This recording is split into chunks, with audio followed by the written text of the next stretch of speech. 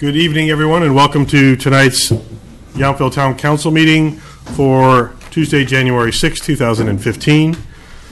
Welcome to all of you to our first meeting in the new year. Happy New Year to all of you. And we did just come out of closed session, so I'll just ask our town attorney if there's any reportable action. Yes, thank you very much, Mr. Mayor and members of the Town Council. The record should reflect the Town Council convened for a closed session at 5 p.m. with all 5 members being present. That prior to recessing into closed session, the 6 items that were listed on the agenda were announced for discussion in closed session. That the Town Council recessed into closed session heard those 6 matters, and that there is no reportable action on any of those matters at this time, and it's appropriate to continue with the open portion of the meeting. Thank you very much. We'll move on to roll call. Councilmember Hall. Here. Councilmember Moeller. Here. Councilmember Dornbecker. Here. Vice Mayor Chilton. Here. Mayor Dunbar. Here. Please join us in the Pledge of Allegiance. I pledge allegiance to the flag of the United States of America and to the republic for which it stands, one nation, under God, indivisible, with liberty and justice for all. Next up, adoption of tonight's agenda, and I am going to request that we move item 13, which is the staff informational report on the PG&E Phase 2 gas main work on Washington Street, be moved up to between items 8 and 9. So we'll move 13 up to between items 8 and 9.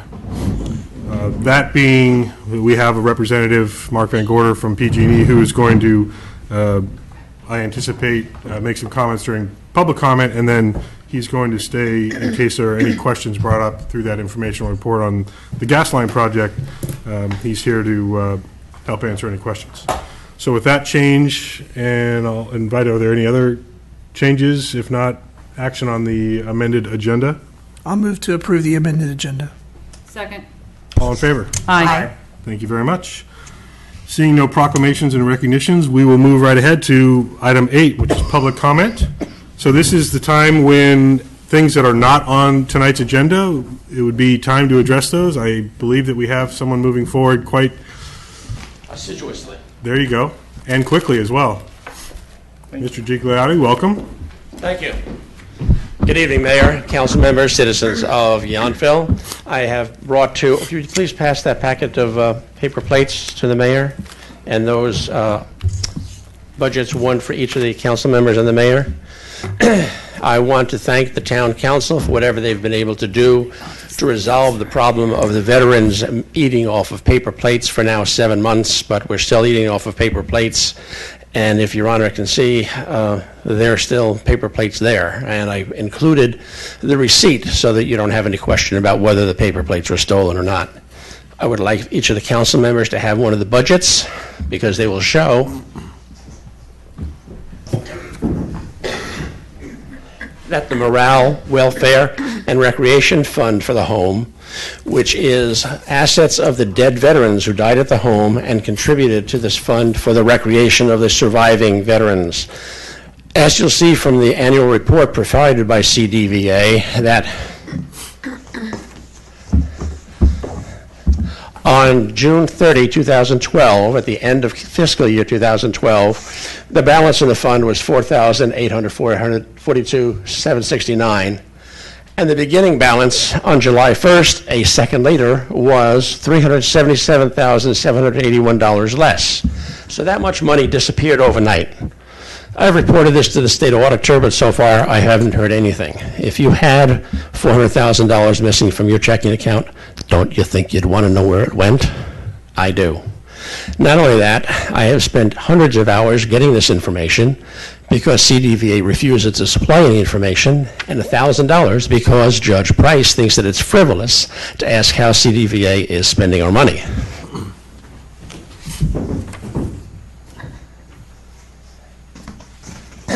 Next, for that same budget, is in fiscal year 2013, they spent $139,916 on activities. The first line, you'll see from fiscal year 2014, they spent $69,000. So from one year to the last, we're getting half the recreation got the year before. Anything that the council can do to improve the situation will be greatly appreciated. Thank you. Thank you very much. And as is typical for items brought to us during public comment, we're not really able to discuss them, but we appreciate you providing the information to us. Certainly, Mayor. Thank you. Thank you very much. Any others during public comment? Yes.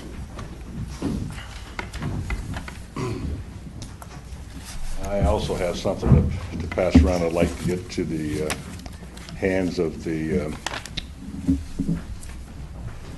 council. Thank you. I'm Alman Bundy, Yountville resident and president of Chapter 702 Vietnam Veterans of America. And I'm here to announce that in November, we had our first Vet Connect in Napa County. Something's been going on for about 2 years, about 8 years in Sonoma County, and I discovered it when I started working for the VA and wondered, why don't we have something like this here? What it is all the agencies and organizations that provide service to veterans are invited to go to the location once a month, and they set up to provide service to all the veterans that show up. They don't have to have any appointments. All they have to do is show up with their DD-214. We have, and I'll just read this off the list, Napa County Veteran Services, VA HUD-VASH, which is Healthcare and Housing, North Bay Veterans Resource Center, County Social Services, which is CalFresh, Medi-Cal, Public Health. We actually have a mental health nurse on staff that comes over during the Vet Connects, Employment Development Department, Napa Valley College, and the Veterans Home of California is represented. And this is just a partial list. We actually have more than this that are coming, and it'll probably get bigger as we go. We'll be having our third one this coming Thursday at 9 o'clock in the morning. We have veterans there with coffee and donuts to greet the veterans that came in. On our first Vet Connect in November, we had 35 veterans come, including a World War II veteran who was brought by his daughter. So it was really cool. We've signed people up for health care benefits. We've gotten people signed up for filing claims to the VA. We've gotten people housing assistance already, and at the Vet Connect. So if you'll feel free to spread the word loud and strong, post these wherever you want. I'll mail everybody a digital copy of this so you have it available. And it's something that I'm very proud. I want to pay some respects to Brad Wagenknecht and the supervisors of Napa County and Chris Brown, who works for Napa County, for getting behind this and supporting this in the way they have.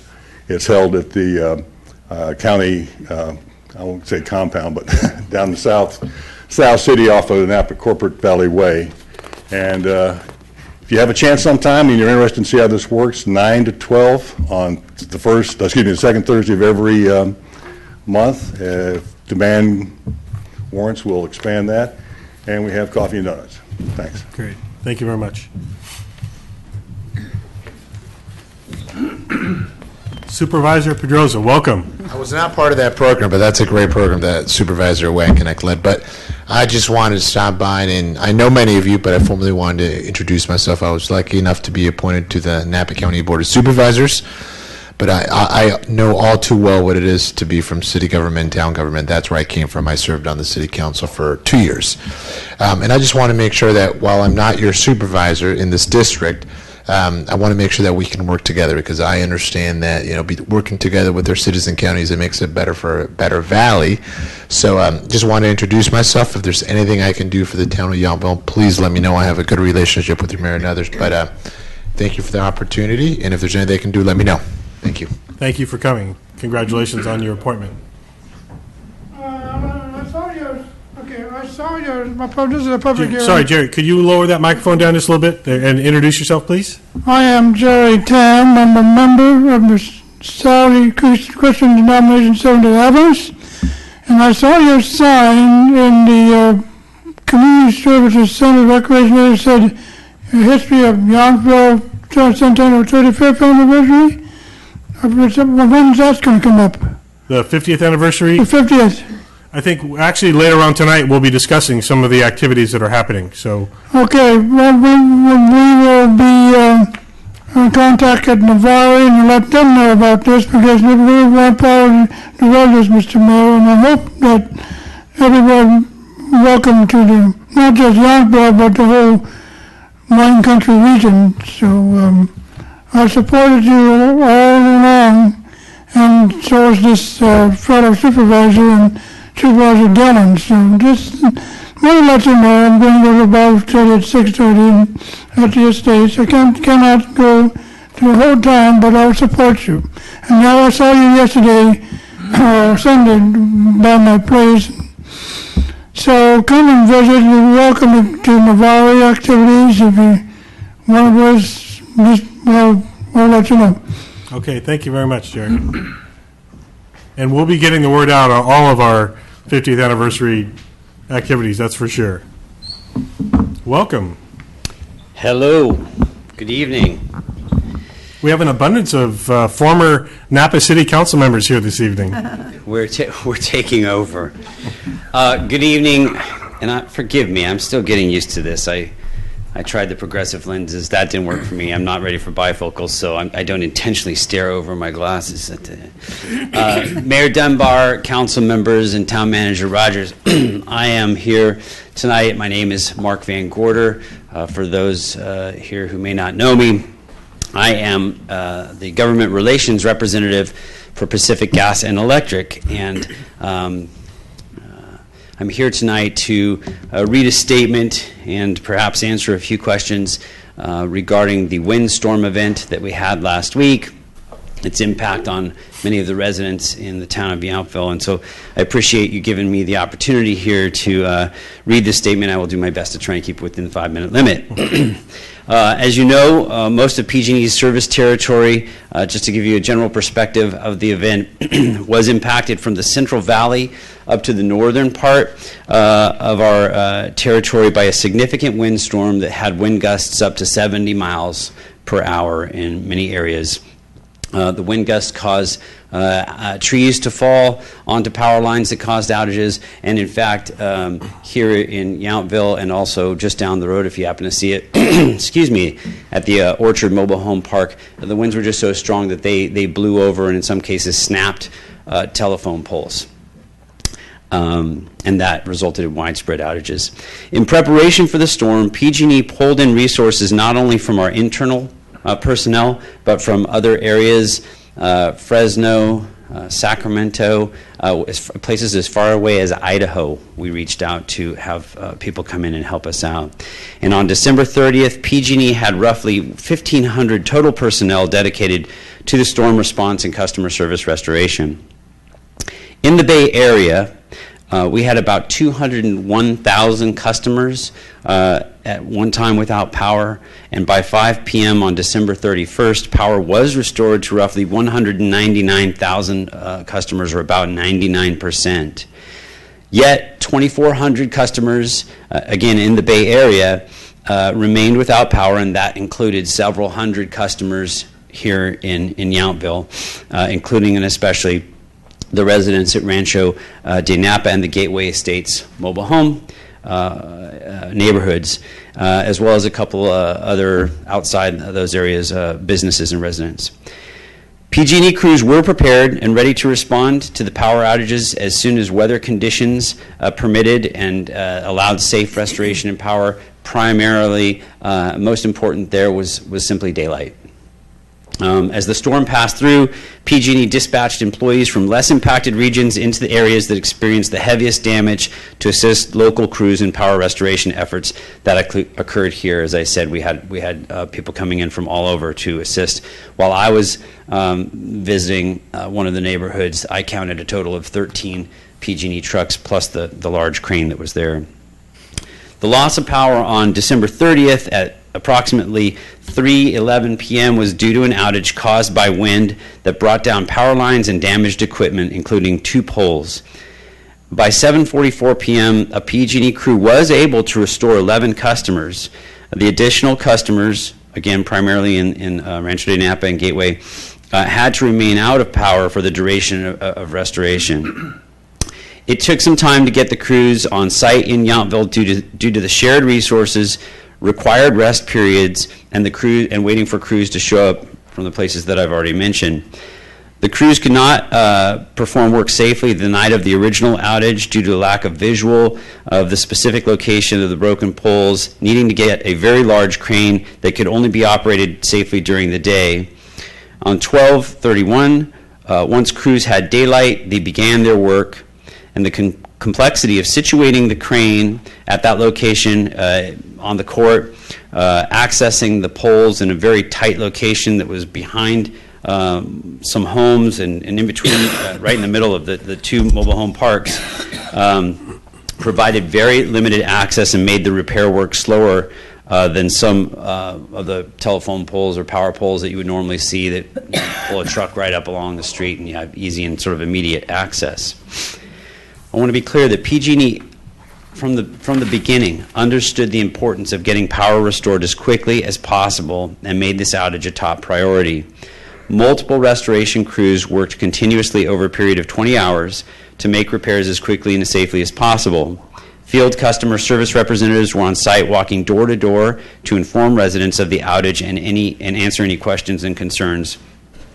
In looking at all possible ways to help get power restored as quickly as possible, PG&E restoration managers considered the option to support temporary power restoration with generators. This was a request of the town manager and the mayor, and something we took a look at. This option was not implemented, as it would have taken multiple generators to support the affected facilities, and it would have taken up to 2 hours each generator to hook up. And as well, hooking up the generators to provide power would have delayed the restoration time. So the decision was made to not hook up the generators and use them, but to continue with the restoration process. And that was expected to be completed around 10 p.m., and then that got changed to, I think, a final estimated time of restoration of 11:30. As the crews finished the known repairs to restore power around 11 p.m., the test of the power showed additional work required upstream from the two known broken poles, which delayed the process by approximately another 4 hours. We understand any delays in restoring power can be frustrating and inconvenient, especially on very cold nights, but unfortunately we cannot always predict what we will find in the field while performing the complicated construction and restoration work. Simply put, the crews worked as quickly and as safely as they possibly could to restore the power. In addition to addressing you here today, we will be posting letters with permission from the park managers. I brought a sample copy of one of those letters that I will provide to the clerk to make copies. And then we will be explaining in those letters what exactly took place. PG&E makes every effort to provide continuous electric service to all of our customers, but we cannot guarantee continuous, uninterrupted, 24/7 power, especially during a storm or a major event like the one we experienced. There are some folks who ask the question about filing a claim for lost food or typically windstorm events, these type of things. PG&E has a 48-hour period where we hope folks can have preparations, perhaps go to the store, get ice or something, and typically outages within less than 48 hours will not be responded to with a claim for those who are interested. I know that was a question that was brought up by one of the residents. We appreciate the patience and understanding of both the mayor, the town manager, and especially the community residents. As we work together to restore the power, we'd like to thank you all for your partnership and collaboration, and Public Works as well. And we will continue communicating with you, the council, the mayor, the Public Works, and the manager, to address ongoing power reliability issues that are found and discuss those throughout the rest of the year and just going forward. So I will leave this letter with the clerk. I know this is not a dialogue opportunity, but you all probably have my phone number and contact information. I'm available to answer any questions. And that was those are the answers to all of the questions that were requested by Mayor Dunbar, Town Manager Rogers, and I also again spoke with Joe Tagliabashi to make sure we tried to include everything. I appreciate it. And I realize even though the public or the council may have questions for you, we can't really have that dialogue here in public comment, but we've also had a conversation about possibly having a community meeting in the mobile home parks if there is availability from PG&E staff and interest with the residents. But at the very least, the town manager and I will be continuing to have conversations about how we can be better prepared with communication and other things. So appreciate you coming here tonight. Yep, absolutely. I'm, obviously wish we could have had the power on quicker. I do know that I was very happy that the crews and especially the incident commander who's in charge took it seriously and continued to work throughout the process. And I have received a few emails and comments from residents who were thankful as well and said they watched the crew working until 4 o'clock in the morning. So just appreciate the patience and understanding. Thank you. Yeah. Thank you very much, Mark. And are there any other members of the public that would like to bring up an item not on tonight's agenda before we move forward? Seeing no others, we're going to move right ahead to the item that I moved forward in the agenda because Mark is here, and now we may have some questions if they are presented.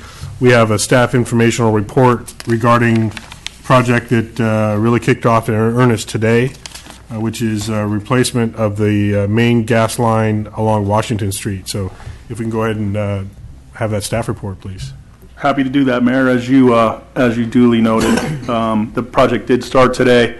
It had been the second part of a two-phase project that the first part was finished before the summer last year due to the nature of our business routine and some other considerations. PG&E was asked to put the work off until the winter time this year. So they started yesterday, and the project's going to be two phases. First phase is Oak Circle to Mulberry. You see them working on that today. Second phase is going to pick up at Mulberry and continue on to Humboldt Street. What they are doing is replacing the distribution line. They're using an old transmission line and using that as a chase to push a new distribution line in and then connect new services to that distribution line. So a little bit of trenching you'll notice. You'll see a little bit of, you can go to second phase. You'll notice a little bit of trenching, so there'll be some open holes. You'll notice some directional boring machines. There will be a good bit of traffic control, some one-lane closures. There will be some parking lot closures and some driveway closures. PG&E is in communication with all of those property owners.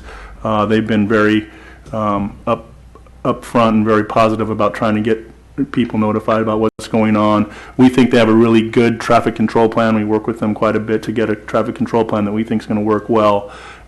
They do have a contact name and number, so if there are some closures or some complications that people see that maybe aren't working as well as they think they could, they can certainly contact us, and we will be happy to contact PG&E.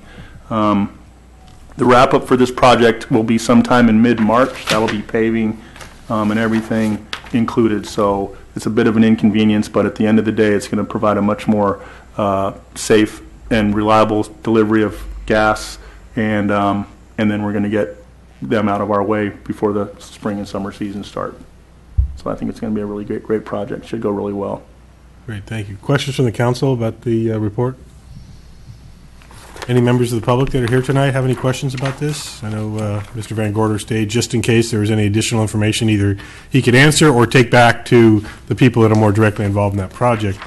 One thing I did want to just touch on is that we've had, I think, has it been 3 minor leaks on that line in the last year or so, so that it's really critical that we do something about this line before there's a significant failure. Yeah, I think San Bruno kind of put an exclamation point on how important gas line safety is, and PG&E has been really aggressive in looking at all of their gas lines, so this is part of that process, I'm sure. So last year's process, just to give you guys a bit of information on how this worked, is they were actually taking this transmission line out of service so they could use it as a chase without tearing up the whole street. So it allowed them to do a lot of work without an awful lot of disruption. So the few holes that you will see in the street are really a result of PG&E being much more proactive in the way they do their work. So they knew that they were going to be able to put in a new transmission line. When they put in that new transmission line, they'd be able to take this old transmission line out of service and then use that as a way to get a new distribution line into service without tearing up our streets and causing even more disruption. So I think PG&E should be, certainly in this instance, should be congratulated for trying to do something that's a little bit less invasive and a little bit less disruptive, and certainly much quicker and cleaner than other methods have been in the past. And yeah, it's definitely going to provide much more reliable service for us. So that's a great thing. Very good. Well, thanks. Seeing no other questions, I appreciate that. And again, Mark, thank you for being here. And we'll be continuing our conversations. Yes. We will now move on to our consent calendar. If there are no questions or changes, is there action on our consent calendar? I'll move to approve the consent calendar. Second. All in favor? Aye. Thank you very much on that. We are now going to move to our presentation tonight, a comprehensive annual financial report, also known as a CAFR. And where's Terry? Oh, Terry's in the back there. We welcome him every year. And are we going to start out, Kathleen, with you? Nothing but good news, right? Yes, it's good news, and I'll let Terry make his presentation, and then we're both available to answer any questions the council may have. Great. Thank you very much. Welcome, Terry. Well, thank you, and good evening, and of course, Happy New Year to everyone, and I hope that 2015 is a very nice year.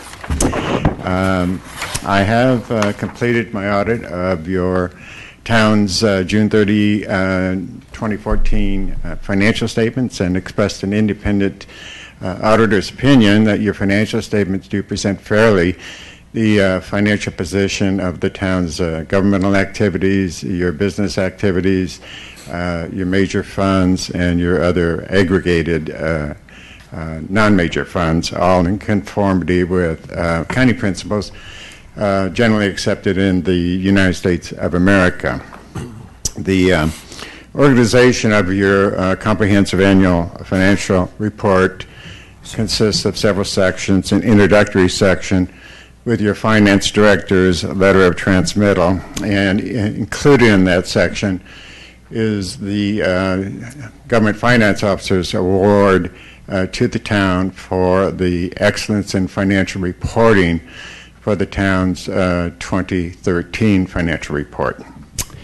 And there's the financial section, which contains my independent auditor's report, your management discussion and analysis section, which is a narrative explanation of the more significant financial events and activities in fiscal 2014.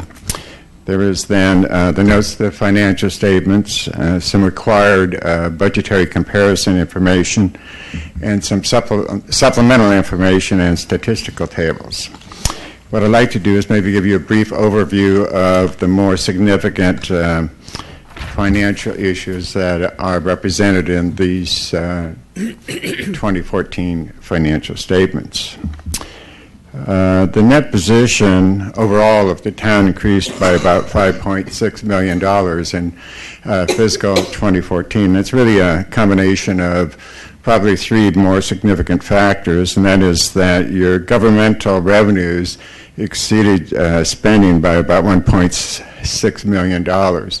There's two pieces to that, about a $600,000 increase in your hotel tax revenues in fiscal 14, and also a $1.7 million in other revenues, most of which was from a litigation settlement. That all went initially into your general fund.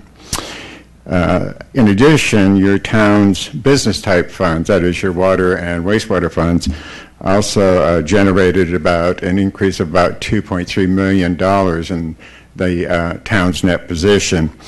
Of that, about $600,000 was represented by actually your operating revenues exceeding your expenses in the water and wastewater funds, and there was an additional $1.7 million that came in basically capital contributions with I think about $1.6 million of that representing a contribution by the Veterans Home toward your wastewater plant improvement project.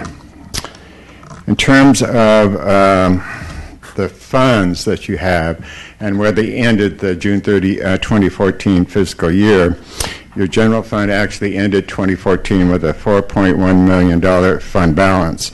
And your general fund actually generated about $3.5 million in revenues above and beyond your spending before it transferred out about $3 million to fund your debt service payments and to transfer about $2.3 million into the town's capital project fund. You also have this aforementioned capital project fund, which ended 2014 with a $3.4 million fund balance to be used for future projects. And actually in 2014, that particular fund spent down about $4.7 million worth of about $3 million or so of that related to your town hall retrofit project. And you also have some debt service funds in the aggregate of about $1.3 million in funds set aside for future debt service should the need arise. In addition, the town continued to pre-fund its other post-employment medical benefit program by putting in an additional $195,000 into the irrevocable trust to pay for retiree medical benefits in the future. I think the town has a net $225,000 asset for those post-employment benefit obligations as a result of the ongoing process of pre-funding this obligation.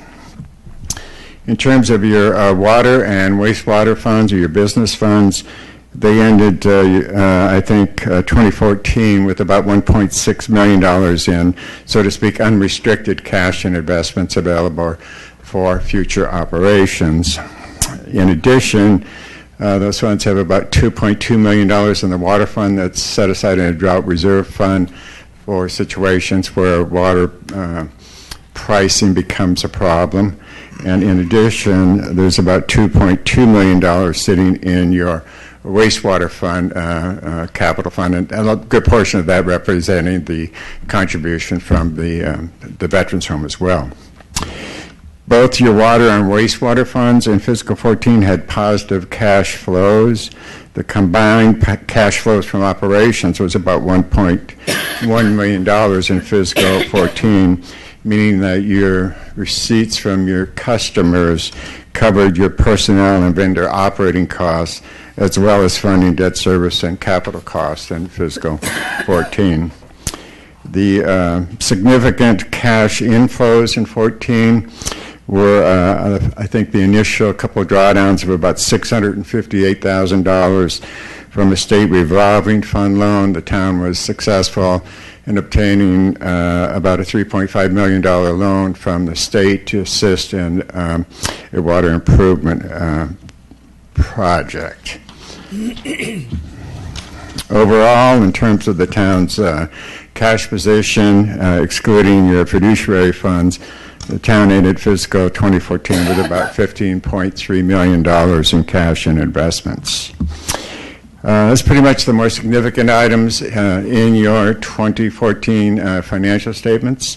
There is one disclosure in there about what's going to be an issue for fiscal 2015, and that is the implementation of the new Government Accounting Standards Board Statement number 68, which is going to require local governments, all forms of government actually, to record its unfunded obligation for public employees retirement system. And this, how that's going to end up working out is that whatever the amount is in terms of the town's share of the unfunded liability in the pool at PERS, there'll be an initial, so to speak, restatement of your opening fund balances for that, recording the prior year's accumulated obligation, and then the change for fiscal 15 and then whatever that liability amount is, it will be recorded in only your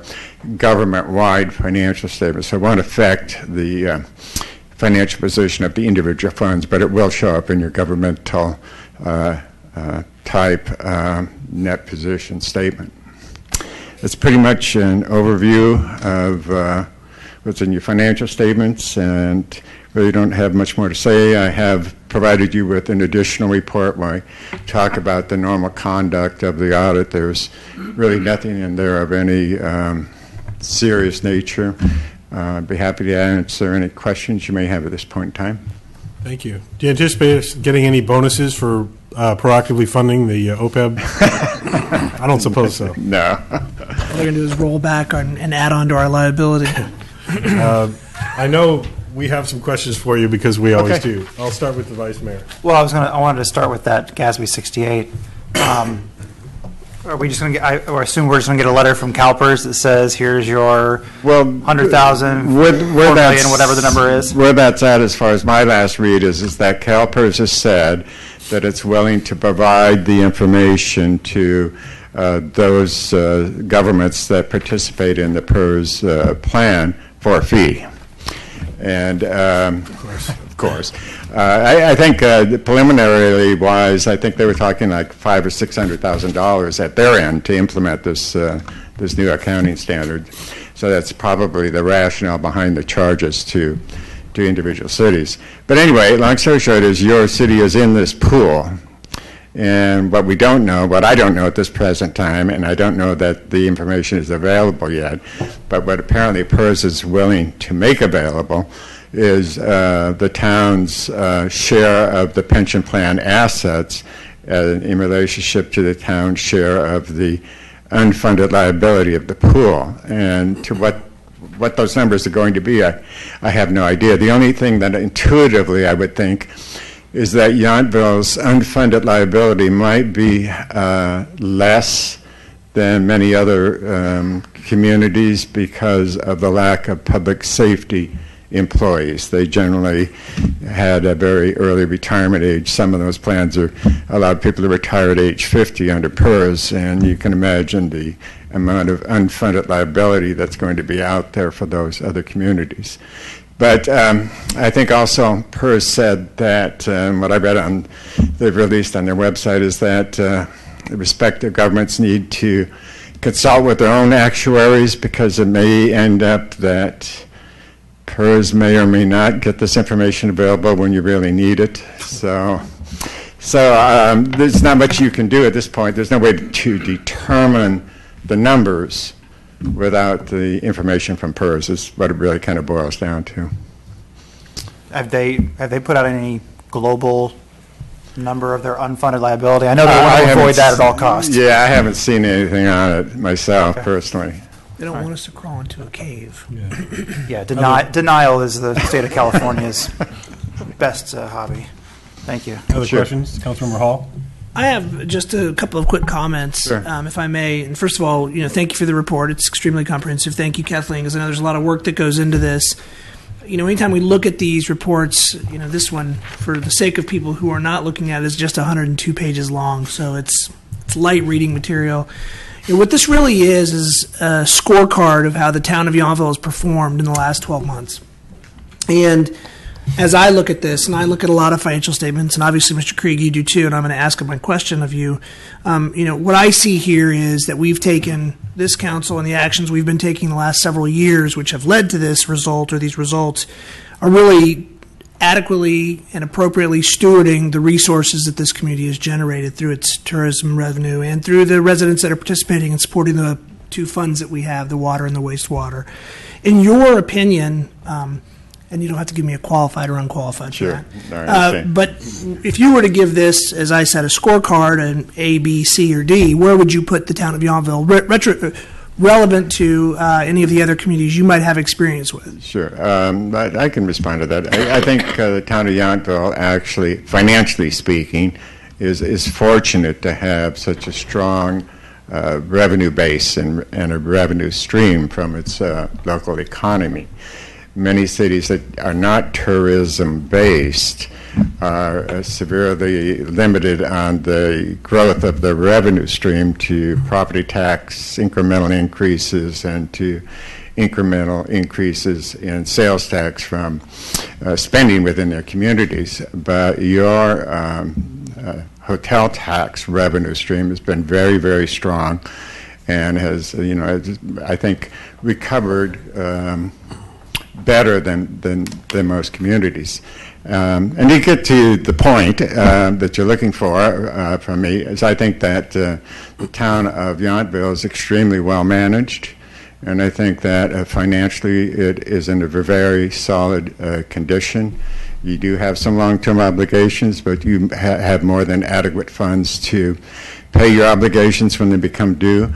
You've been able to, for example, your capital projects fund each year, you've been able to successfully transfer large sums of cash, be it $500,000 or $2 million, out of your general fund into your capital projects fund so that you can deal with the infrastructure needs of your community and replace and repair things that affect everybody in their everyday life.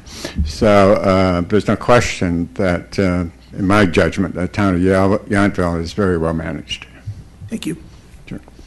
I don't think we should ask any other questions after that answer, but I'll still invite any other. If any members of the public would have a question of Mr. Krieg or the financials that were presented tonight, seeing none, we do get to end on that note. Okay. Thank you very much. You're very welcome. A collective thank you both to you, Terry, and to Kathleen and the whole team that keeps things so well managed and moving forward so nicely. Okay, thanks. Thank you very much. Sure. Good night. With that kind of information, you're welcome back anytime. Okay, thank you. Good night. I think that's the auditor equivalent of dropping the mic on the stage and walking out. Maybe it's just me. Okay, we're moving on now. We have two public hearings. The first public hearing is related to a tree removal permit on at 6468 Washington Street, number 230. And we will start with the staff report. Good evening. Tonight you have before you a request to remove a heritage oak. And you first heard the applicant's request on September 16th when he came before you to request removal of an 83-inch circumference heritage oak. It was deemed to be a significant tree as an oak in our community that appeared healthy, and the applicant hadn't submitted an arborist report to support his request for removal, so that the town council voted to continue the item, and the applicant was directed to obtain a written report as to the necessity of tree removal. That report, which is dated November 10th, is in your packet, and it's provided as attachment 2. The arborist report confirms that the tree is causing damage. It's uplifted and cracked the foundation pier and the interior tile floor of the applicant's residence, as well as an outdoor concrete slab. The report also identifies that the tree has 2 codominant stems, is weighted and leaning toward the neighbor's house, and were it to fail, it could strike the neighbor's house. And it does not appear to have had any past tree work maintenance, at least over the neighbor's unit where the limbs are touching the neighbor's roof. And the report also indicates that the tree appears healthy. Its foliage growth was normal. Its canopy is full and thick. There are no signs of significant dieback, and there are no outward indications of hollows or decaying fungus. Nonetheless, the report concludes that the tree has the potential to lose limbs or even fail from saturated soil, and that the codominant leader is at a high risk for failure, especially where it leans over the neighbor's house. So the report does recommend removal of the tree. It notes that mitigation, while feasible, would require extensive work, and it's not guaranteed to make the tree safe. So if removed, the report recommends that 3 oaks be planted in a field to mitigate its loss. So when it comes to the issue of replacement trees, it's somewhat a tricky issue in a mobile home park where the individual lots themselves are too small to accommodate an oak. It's really not an appropriate place for a replacement tree. The report does recommend that the replacement oaks be planted in a field, and where the common areas are owned by park management, it represents an opportunity, but in this case, management is not willing to plant the trees in that location. So when this is the case, mitigation in lieu fees present an option to obtaining the replacement tree or the opportunity to plant it elsewhere in town. And the in lieu fee would fund an account that would provide the necessary funding for these off-site mitigation trees within the larger community and outside of Rancho de Napa. So as you know, the Town Council recently approved new tree regulations in the Tree Preservation and Management Ordinance. That ordinance is effective January 1st of this year, but it doesn't apply to this application since it was submitted prior to this application. But some of the concepts in there about the importance of trees, the requirement for mitigation, and the way to calculate an in lieu fee can help inform this discussion. When we look at the existing code sections, the code provides that the town may condition replacement trees, and that the replacement requirement shall be calculated on an inch-by-inch replacement of the tree removed. It also states that the replacement must be a minimum size of 15 gallon and that it must be a native oak. And the master fee schedule includes the amount of the appropriate in lieu fees based on the size of the tree, and it establishes those for a 15-gallon, a 24-inch box, a 36-inch box, and anything greater than a 36-inch box. In this case, we have an 83-inch circumference tree, which is the equivalent of a 24-inch DBH tree. And based on the master fee schedule, this would establish a in lieu fee of $840 to $1,150. And in this case, the applicant has stressed financial hardship in paying for the replacement tree, and so staff is recommending the lower end of the range, which we feel is fair and reasonable based on the existing code sections. And really the situation that exists in the mobile home park and the limited ability to plant a replacement tree on site. So we are recommending approval subject to the conditions of approval that are included in the resolution. Thank you. And I do want to just make a point that there was correspondence sent by Mr. Bundy to the council that was forwarded on to the town clerk earlier today that is not included in the original packet, that lists some of the findings by the arborist that Mr. Bundy had come in, and some of his related positions on some of those findings. So that is part of the record, just for clarification. Any questions about the staff report? Yes, please. Councilmember Dornbecker. Yes, hello, Sandra. So I wanted to clarify that the in lieu fee was not part of the ordinance that was in effect when this request to remove the tree was made. Is that correct? Correct. It only addresses the requirement for replacement trees for the removal of heritage oaks. I see. And the replacement trees, were they specifically said to be oaks in the old ordinance? They were, yes. I see. Okay, thank you. Other questions? Councilmember Moeller? Yes, and I'm not sure if this is for Sandra or maybe a legal question. I'm just trying to get a good understanding of who's really responsible for activities here. And here's my confusion. I know that the owner of the mobile home is an owner of that physical building. My understanding is that they lease the land underneath that property, so they do not own that land. So a lot of times when we talk about trees here, we talk about the property owner. So then we had the issue about the arborist report, and it looks like it was paid for by management. I'm going to make the assumption that management then sent the bill to the owner and had them pay it, but I don't really know that. And now we have the applicant, who is, seems like a third party, but in this mix, who is being asked not to pay in lieu fees, but to remove a tree from somebody else's property. And then to add to this whole mix, there's the state of California, which has all this control over mobile home parks. So I'm pretty confused about who's in charge of what.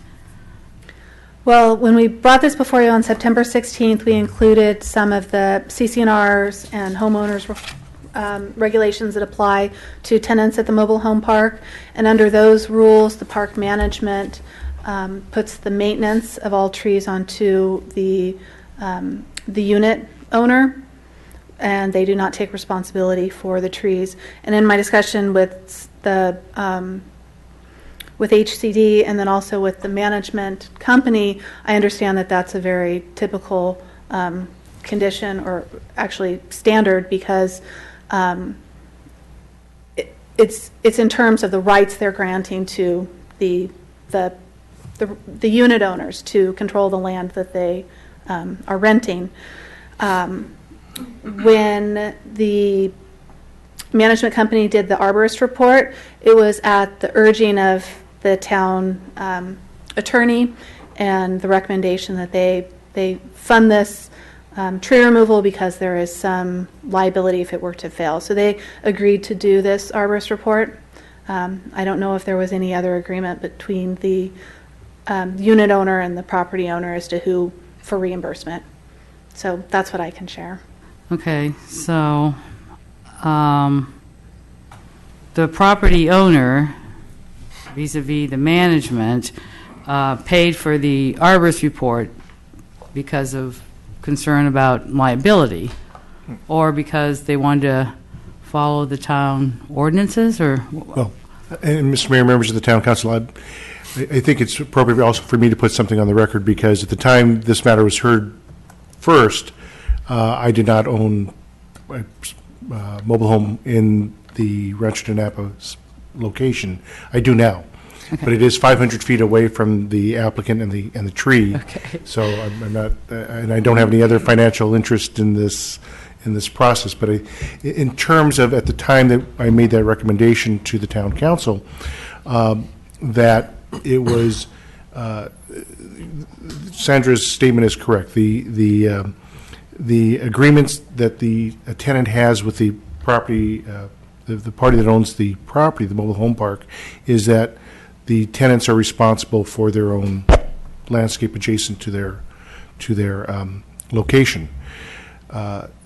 Because of the condition of the tree and the uprooting of sidewalk, that was the recommendation to get a clear understanding about the potential liability that could create. Now that we had some notice, that the town had some notice of the condition of the tree. I think it's also probably fair to state that but for the applicant's request to remove the tree, the mobile home park owner would not be presenting this to you. I can't speak for the mobile home park owner, but I think it's fair to state that that's why it's here. It's based upon Mr. Bundy's request, and but I think the mobile home park owner, in preparing and paying for the arborist report, was doing so possibly because of those potential liability issues. Okay, so in terms of potential liability, I can understand that, but then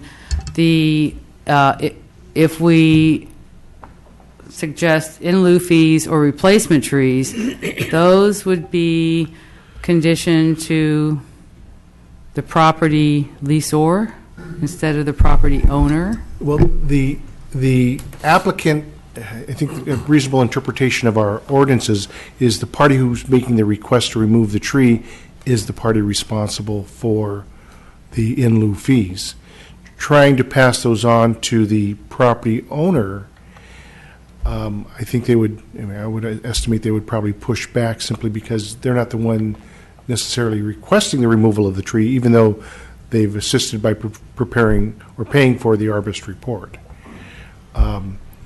So if there was an effort to pass those fees on to the property owner, I think it would be likely that they would be saying, I didn't have my fair chance to either argue against it or not joined in. They haven't specifically joined in on this application. One other caveat that I would add to that, though, is our process requires the property owner's consent. Right, that was going to be my next question. This is a two-step process, unfortunately, in the mobile home park. Typically, we would be dealing with the applicant who comes forward and is the property owner. And that's why I'm saying. So in this particular case, the mobile home park management needs to consent to the removal and the various conditions. Staff's attempted here to work with the spirit, recognizing that the language under the ordinance that this applies required, and it uses the phrase replacement in kind. In kind means of the nature and type of the tree that's been removed. Replacement of the oaks on the property, as Sandra has indicated, is not appropriate in that location. So then we tried to come up with an in lieu fee, or it could be that if they wanted to simply purchase the trees, the town could put them on public property. So there's a couple of variations there that the council could work with, but the in lieu fee, using the newest version out of the ordinance, was where we came. Typically, we would require the replacement trees, and then we would be done with it. So that's what we're trying here, to work with the various unique circumstances of the mobile home park and the recognition that that's not a viable alternative in this case. So one last question. If we grant the removal of the tree, will we then need to get a letter from the owner for their permission? Sandra will clarify. My understanding at this time is the park owner has consented to the removal of the tree. But they did submit a letter saying that they wouldn't consent to the replanting of the trees on open space within their property. Nor the in lieu fee. They were not willing to pay the in lieu fee, nor are they willing to replant. Well, they haven't addressed payment of the in lieu fee. It was the planting of the trees on their property. On the whole mobile home property, or that individual unit? On common space within the mobile home community that's large enough to accommodate three of these trees. All right, thanks. Vice Mayor, questions? Well, I guess I want to go back, because we keep, two things here. We keep referring to the requirement for replacement, which is the may require replacement, right? The word may, I think, is important. And I guess I'm confused about, I don't know if it's the term, we passed a new ordinance after this, but the new ordinance kind of informs our thinking on in lieu fees, which don't apply, are not, I don't feel like we're in the ability that we can force someone to pay an in lieu fee when that's not in the ordinance at the time that the application is put in. It's as if we're saying that we change FAR on a development project to 20%, we want to retroactively apply that. Now, the flip side of that is, if we use the may and decide, yes, we do want to enforce a replacement, and there is no replacement desired, then it's a negotiation to say, well, instead of forcing you to replace it, we're giving you a different option, which is an in lieu fee. Is that the right way to look at it? I think there's two parts to the question. One is the new ordinance in place versus the old ordinance at the time the application was received. Right. And with respect to that component, I think most legislative bodies would say you play by the rules when you applied. Mm-hmm. Again, but we have current laws in place today as you're making your final determination. But that's a council policy decision. You can go down either path. As it relates to the option of either replanting the tree, and I think it's quite clear that the property owner does not want to replant trees on their site, because I think it's probably fair to say they don't want to assume responsibility of those trees. But we don't have... That's what ordinances like this do. It means nobody wants to plant them on their property. Well, but the difference is, I think that and I think it was pointed out, in most instances, the applicant is in fact the property owner. Here we have an applicant who owns responsibility to the tree, but not the land in which the tree sits. Then the second element of the in lieu fee, I think it's quite clear that the property owner does not wish to pay the in lieu fee, and that's why there's the request for discretionary determination by the town council. Which we can do. Which you obviously. can do, yes. Okay, thank you. Other questions? I do have a couple more questions. In the most recent correspondence, and this is something that maybe, Mr. Bundy, you can respond to if our staff can't. The request from the applicant is to approve the application, remove the tree, waive the in-kind tree or in lieu fee, and allow the applicant to plant crepe myrtles on the Rancho de Napa property. Would that even be allowed? Do we know at this point? Would the park owner, the property owner, actually comply with that request? I think Mr. Bundy means the planting of those trees on his property. No, it says, No? allow me to plant crepe Okay. myrtles like the ones at the entrance to Rancho de Napa. Okay, so that's, got it. So those would be On his property. non-in-kind tree replacements on his parcel. Correct. Okay. And that's something that we don't really have control of that decision. It's up to the park owner to allow other trees to be planted there. Is that correct? Correct, yes. And certainly you can address that when we get to your comments, but that's just something that I'm trying to get clarified there. Can we compel a property owner to mitigate an unsafe condition, whether it's a heritage oak tree or anything else? If it's any other condition that would be deemed unsafe, do we have any authority over that? Mr. Mayor, members of the town council, it would then have to, in all likelihood, have to fall under the nuisance provisions of our code if it's endangers the public health, safety, and welfare. This is, I think that would be a challenge. I mean, to say that the raising of the surface of the sidewalk is such that it creates a nuisance to that degree. It has to be a nuisance to the public as opposed to a single property owner? If I can take a moment and try and pull up our code real quick. It seems to me it shouldn't matter how many people are at risk. If it's 1, 2, or 50. We have unsafe sidewalk conditions, and we try to compel the property owner to fix that. Definition of nuisance under our code means any condition of real property that is hazardous, inappropriate, unsightly, endangers public health, safety, or welfare, and or otherwise violates community standards by hindering achievement of the stated purpose of this chapter, including but not limited to the creating or permitting the existence of the conditions described more thoroughly in this chapter. Now, if the council was inclined to want to declare this a nuisance, then there is a procedure to do so. You couldn't declare that this evening, and there are provisions under our code that would have to be applied to give notice to the property owner, to the mobile home park owner, and a right to have review of the determination of the town stating that this condition is a nuisance. Does the definition of a nuisance depend on public access? If this is a private property access versus a public space access? That's not stated in our code. It discusses endangers the public health, safety, or welfare, or otherwise violates community standards by hindering achievement of the stated purpose of the chapter.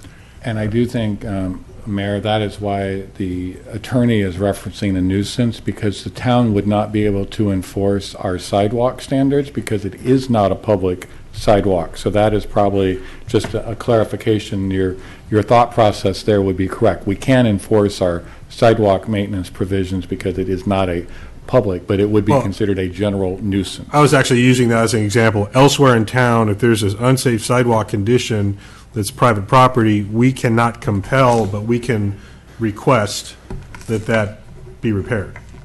Correct. And if I I may go back to another provision of the code that I've just pulled up, which describes the purpose of our nuisance ordinances, and it states that the purpose of this chapter, which is the nuisance chapter, is to prevent unsightly neighborhood nuisances, eliminate improper outdoor storage of materials, reduce fire hazards, and prohibit any unreasonable, non-permitted, or unlawful condition or use of property that is detrimental to the health, safety, and welfare of the public. It would be very challenging to fit this set of circumstances into our nuisance provisions, simply because it primarily affects one property owner, but it does affect other tenants of the park. So the park owns the tree. Yes. But it does have the legal ability to put the maintenance and care of that tree on the leaser of the parcel. Yes, and that's by contract. Right. And so once that contract is signed, that responsibility shifts from the owner of the tree to the leaser of the property. Yes. So that's clear. That would be my interpretation. Okay. Okay. But again, the council has discretion in how you're interpreting our town ordinances vis-a-vis the tree ownership, property ownership, relationship of the parties. Okay. I think I'll hold additional questions or comments for later. So any other questions of the staff report at this point? Seeing none, I'll invite Mr. Bundy, the applicant, to come forward and make a presentation. Thank you, Mayor. Maybe I can clear up. First again, I'm Alan Bundy, resident of Yountville. And sorry to interrupt you, but I need to formally open the public hearing, Okay. so I just did. And now, Okay. And maybe I can clarify a couple of the questions that were raised, if I can remember them. I did not reimburse the park for the arborist. I wasn't asked to. They didn't present a bill to me. No, I was talking about the management and the owner of the park. They paid for the arborist report. Yes, right. And they've been clear that they're not paying for the removal of the tree. As the attorney had said, and I knew, and I presented when I made my first presentation here, my responsibility when I signed my lease and all the documents is I assumed responsibilities for the trees. And also, we're not allowed to plant any tree that will exceed the height of 15 feet on our property. In that same sections, it transfers that responsibility of taking care of trees. So even though I inherited a tree that was already over 15 feet, I'm not allowed to plant one. My opening comment is, please allow me to plant crepe myrtles like the ones at the entrance to Rancho de Napa on my property. The Planning and Building Department has issued their staff report, which includes the arborist report dated November 10th, 2014, and both the arborist and department have recommended removing the tree. I'm grateful for this, and I hope the town council will vote to allow me to remove the tree. I see that the staff has recommended to adopt that resolution. The department report also wants me to replace it with 3 large valley oaks or pay an in lieu fee of $840. I strongly disagree with the report, that part of the report. I believe it's not in the best interest of the town of Yountville. It's not warranted by the town ordinance that was in effect when I made my application, and I believe it's punitive in nature. Here are my reasons why I think this part of the recommendation should be rejected by the town council. First, the arborist, Braden, told me and Gary Grant, the Rancho de Napa manager, the day he inspected the tree, that these oaks should never be planted near where people live or congregate. And in an answer to an email I sent him after I learned that I was going to be required to plant 3 valley oaks, he sent me an email back and he replied, quote, I said the valley oaks are best left to grow unbothered in a field. I wouldn't want one over my roof. Crepe myrtles are a nice short statue tree. The department report states incorrectly that I disagree with the arborist's recommendation to plant 3 trees, and he does not say valley oaks or oaks in his report. He says 3 trees. Actually, the arborist and I agreed that I should plant 3 crepe myrtles on my property.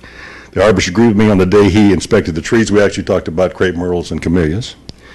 And later in an email that he sent back to me, which I just read to you, the crepe myrtles are an appropriate replacement tree. I also expressed that in my letter in December to the department. I'm using the term department to mean the planning and building department. Replacement trees and in lieu fees are not required by the resolution in force when I applied for a permit.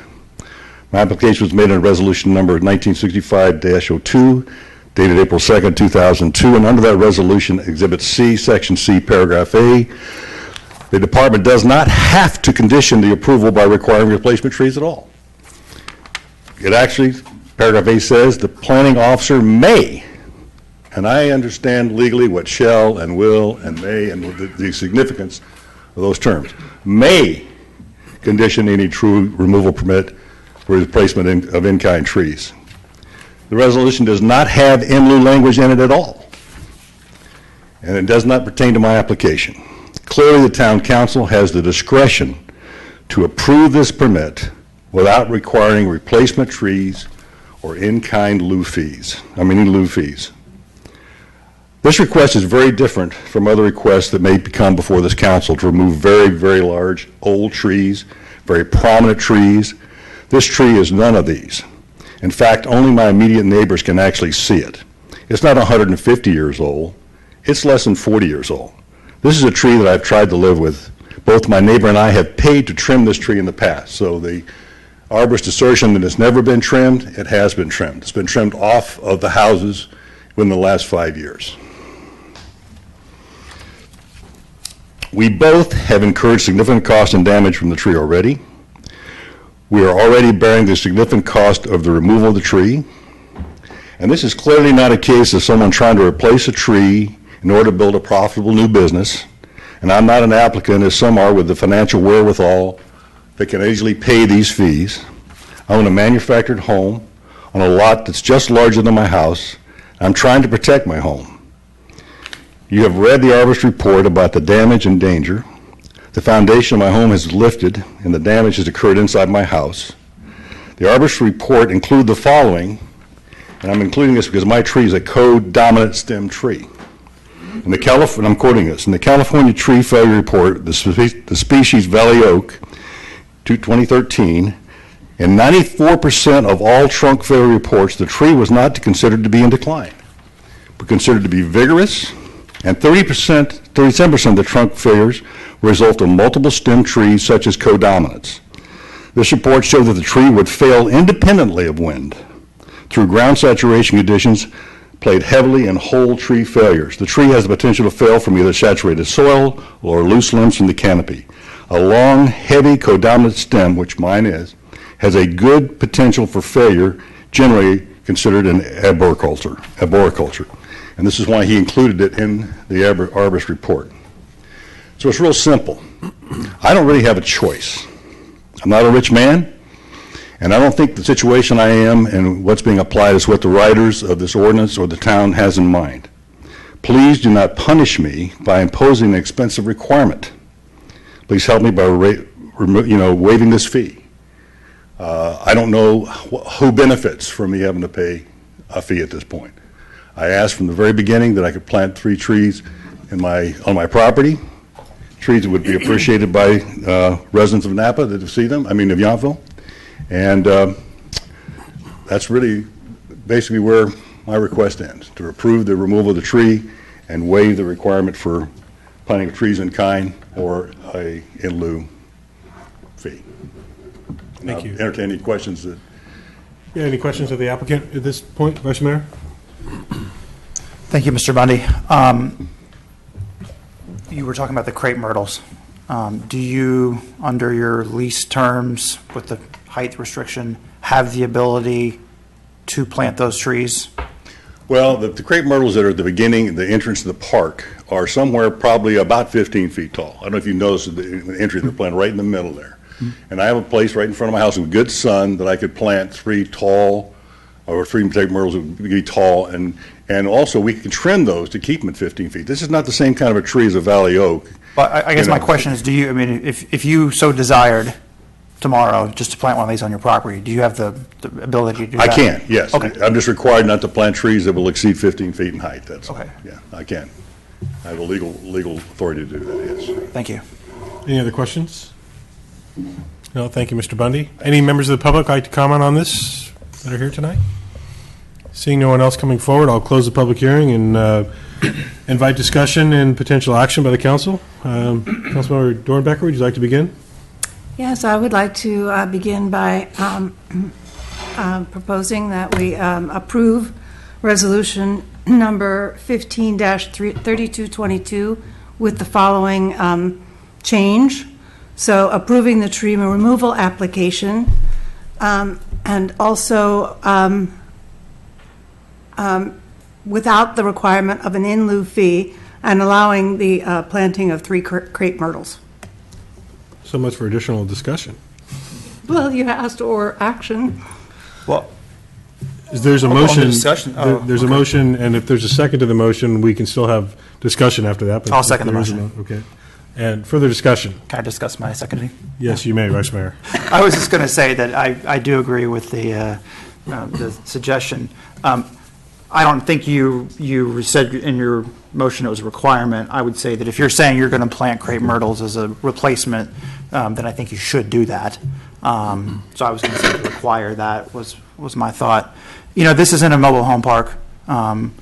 You know, valley oaks are clearly not an appropriate tree to be there. There are many trees that are not appropriate to be in a extremely dense environment like that.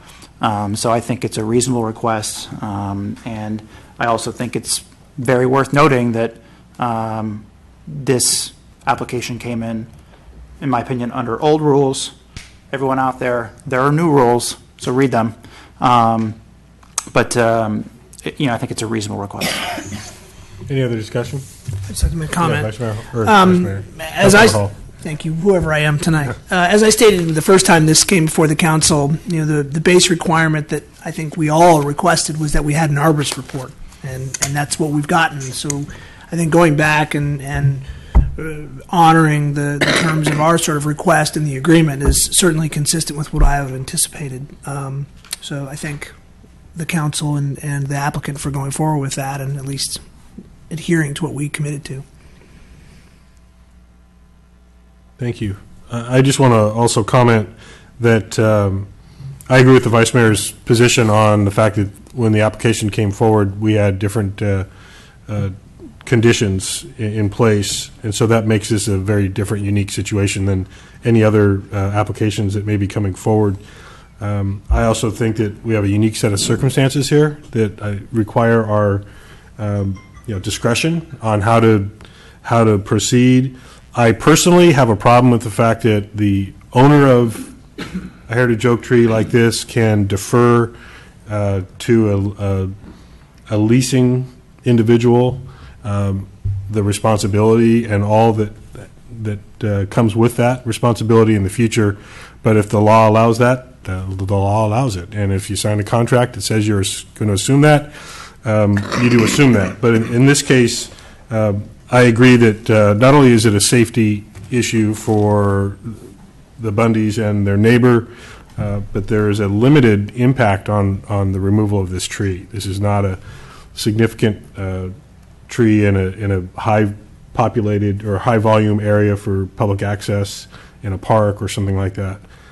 So I think we have to use discretion for public safety, individual safety, and apply the rules that were in effect at the time. So I would agree with the Vice Mayor's recommendation if Councilmember Dornbecker agrees to amend her motion to include the requirement of the non-in-kind trees be replaced. I would support that. Okay, I will amend the resolution to include that we require the planting of 3 crepe myrtle trees. I second the amended motion. Any further discussion? All in favor? Aye. No opposition. So thank you. Sometimes your hard work and hours of effort can work in your favor. And I appreciate your consideration. Thank you. I do want to recognize, and I meant to do this in my comments, that we did compel an arborist report to move forward on this item, and I want to recognize the fact that the park management or ownership or whomever it was did comply with that request, so I want that to be noted. We are going to move on to the next public hearing, and before we move on to that item, I need to make a statement, and I'm going to be recusing myself from this item. While I do not have any economic interest with Jessup Sellers, who is the applicant in this next item, at this time, an opportunity may present itself in the near future for a family member to have a relationship with Jessup Sellers that would result in economic benefit to my family. In an abundance of caution and transparency, I'm going to recuse myself from participating in this public hearing. Vice Mayor Chilton will chair the item, and I'll step down and leave the room. So, Vice Mayor. And I have a disclosure.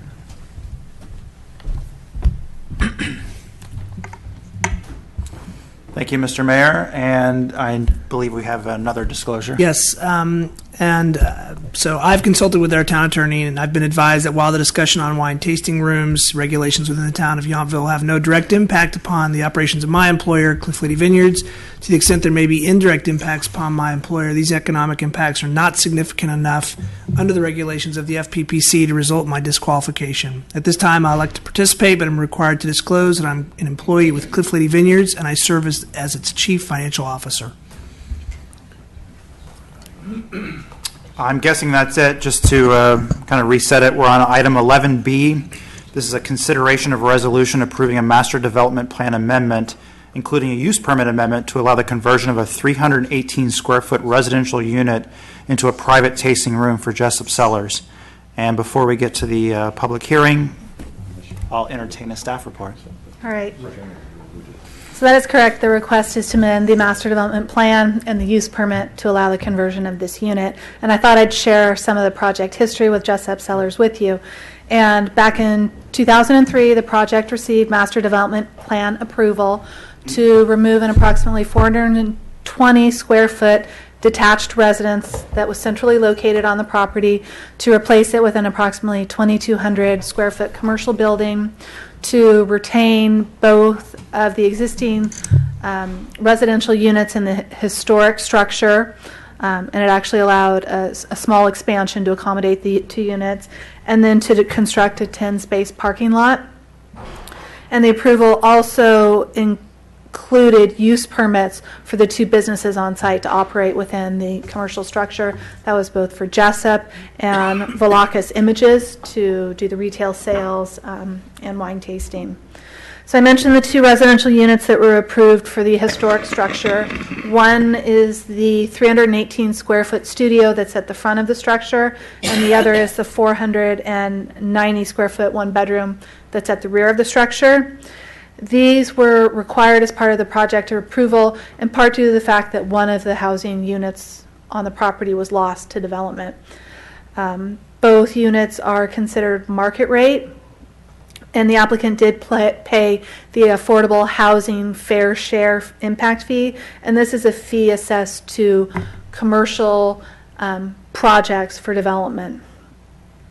And then in 2008, the applicant received approval for a master development plan amendment that allowed Jessup to expand into the Velakis space, and the application further defined special events, allowed use of the outdoor patio, and it reaffirmed that the residential units shall be retained. The approved FAR for the project is 22% for the commercial portion, where 25% is allowed, and 8% for the residential portion, where 15% is allowed. So as you know, the proposal is to convert the front studio unit in the detached historic building into a private tasting room, and it would have a tasting table that could serve 8 guests. It will include a small kitchen with a sink and dishwasher and have an ADA restroom. These changes will increase the commercial FAR to 25% and reduce the residential FAR to 5%. The business operations will continue largely as they are existing, with no changes to the number of employees, the number of special events, or the hours of operation. The 1-bedroom unit will be retained, And the reason for the applicant's request is that demand for the tasting room has grown at the same time that feasibility of the use of the residential unit has decreased. So what we do is we look to the zoning ordinance and the rules that are in place for the uses that are permitted on site. And the property is located in the Old Town Commercial Zoning District. And standards unique to this district highlight the importance of promoting an interesting and attractive environment for pedestrians, as well as enhancing the interface between commercial uses and the street.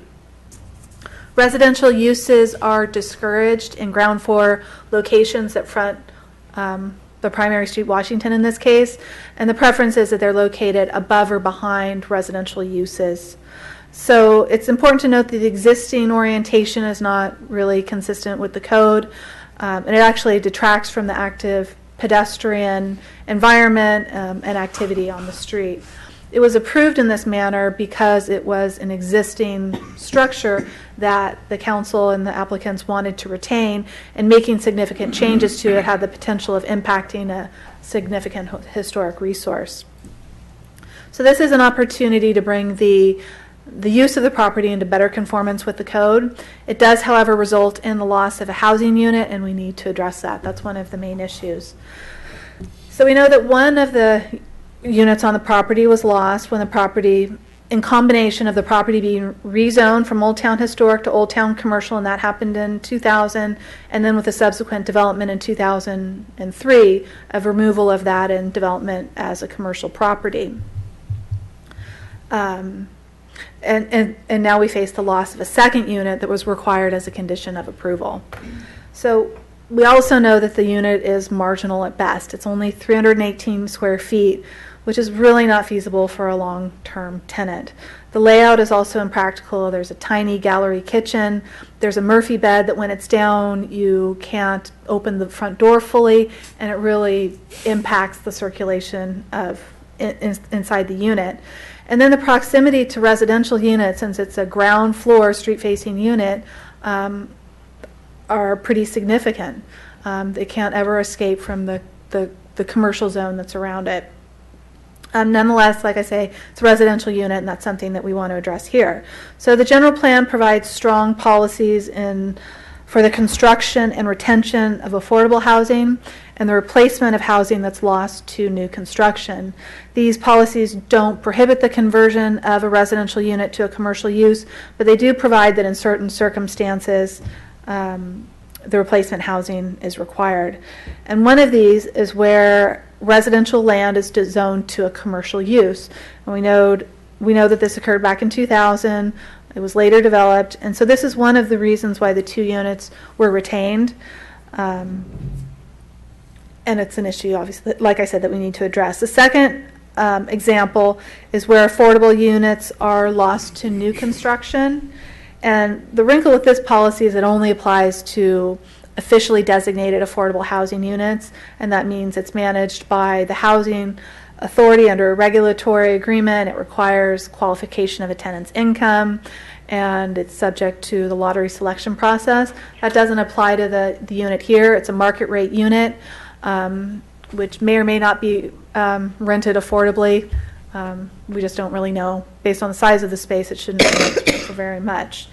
So both policies express the town's interest in the retention and replacement of affordable housing. And where we can't do that, payment of an in lieu fee provides an option to be consistent with this policy.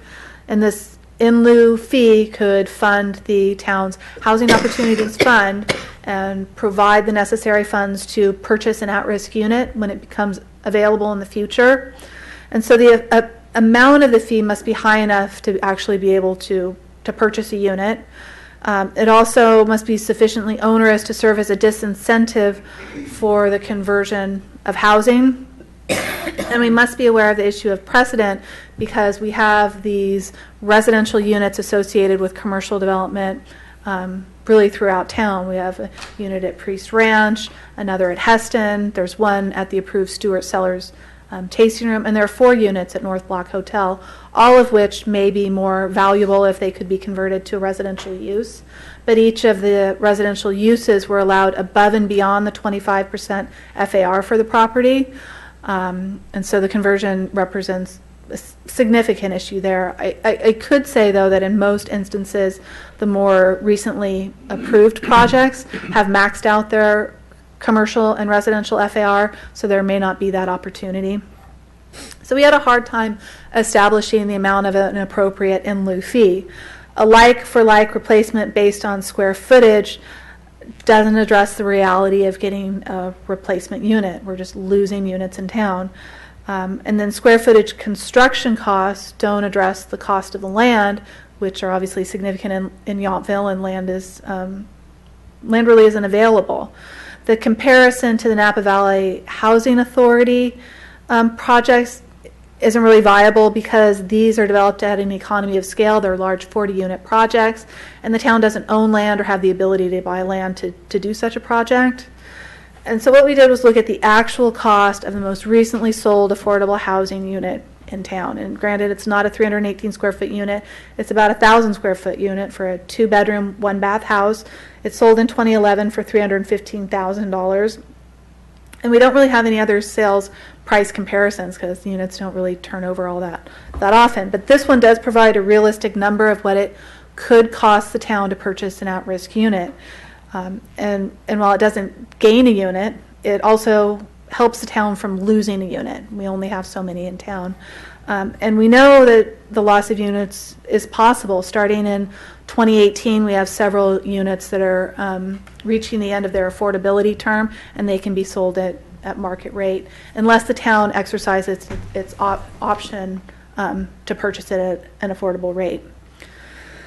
So that's the biggest issue with regards to this application. I also want to touch on parking because the conversion requires 1 additional on-site parking space, and this can't be accommodated in the on-site lot without elimination of the landscape planter on Padroni and encroachment into the right-of-way. And I really want to call your attention to the competing interests that are at stake in the finite area of this property. We have the zoning ordinance that requires a minimum number of spaces to meet the need, and that would require this 1 additional space. However, the zoning ordinance also provides that parking may not encroach within a setback or into the right-of-way. We don't want to encourage that. The design ordinance requires landscape planners to screen parking lots from the right-of-way, and this is especially important at this interface between commercial and residential properties, and especially the properties on Padroni Street, where they'd have a wide open view of the lot and then the trash and garbage containers and all of those commercial elements. So when these competing interests are at stake, this town council may approve an exception to the parking requirements, and that's part of the master development plan process if it's necessary to further the goals and purposes of the zoning ordinance and design ordinance. And what we have here is an option for tandem parking for 2 employee spaces at the north end or termination of the lot where it meets with 3 parking spaces that are already there. And we know that there are on average 5 or 6 employees at any given time, and we could move the employees to this section of the parking lot, keep them on site and off the street, and reduce impacts to the neighborhood. We have successfully used employee tandem parking in other areas of town. I would say most notably Washington Square, where employees pull in the first row and then the public parks behind them.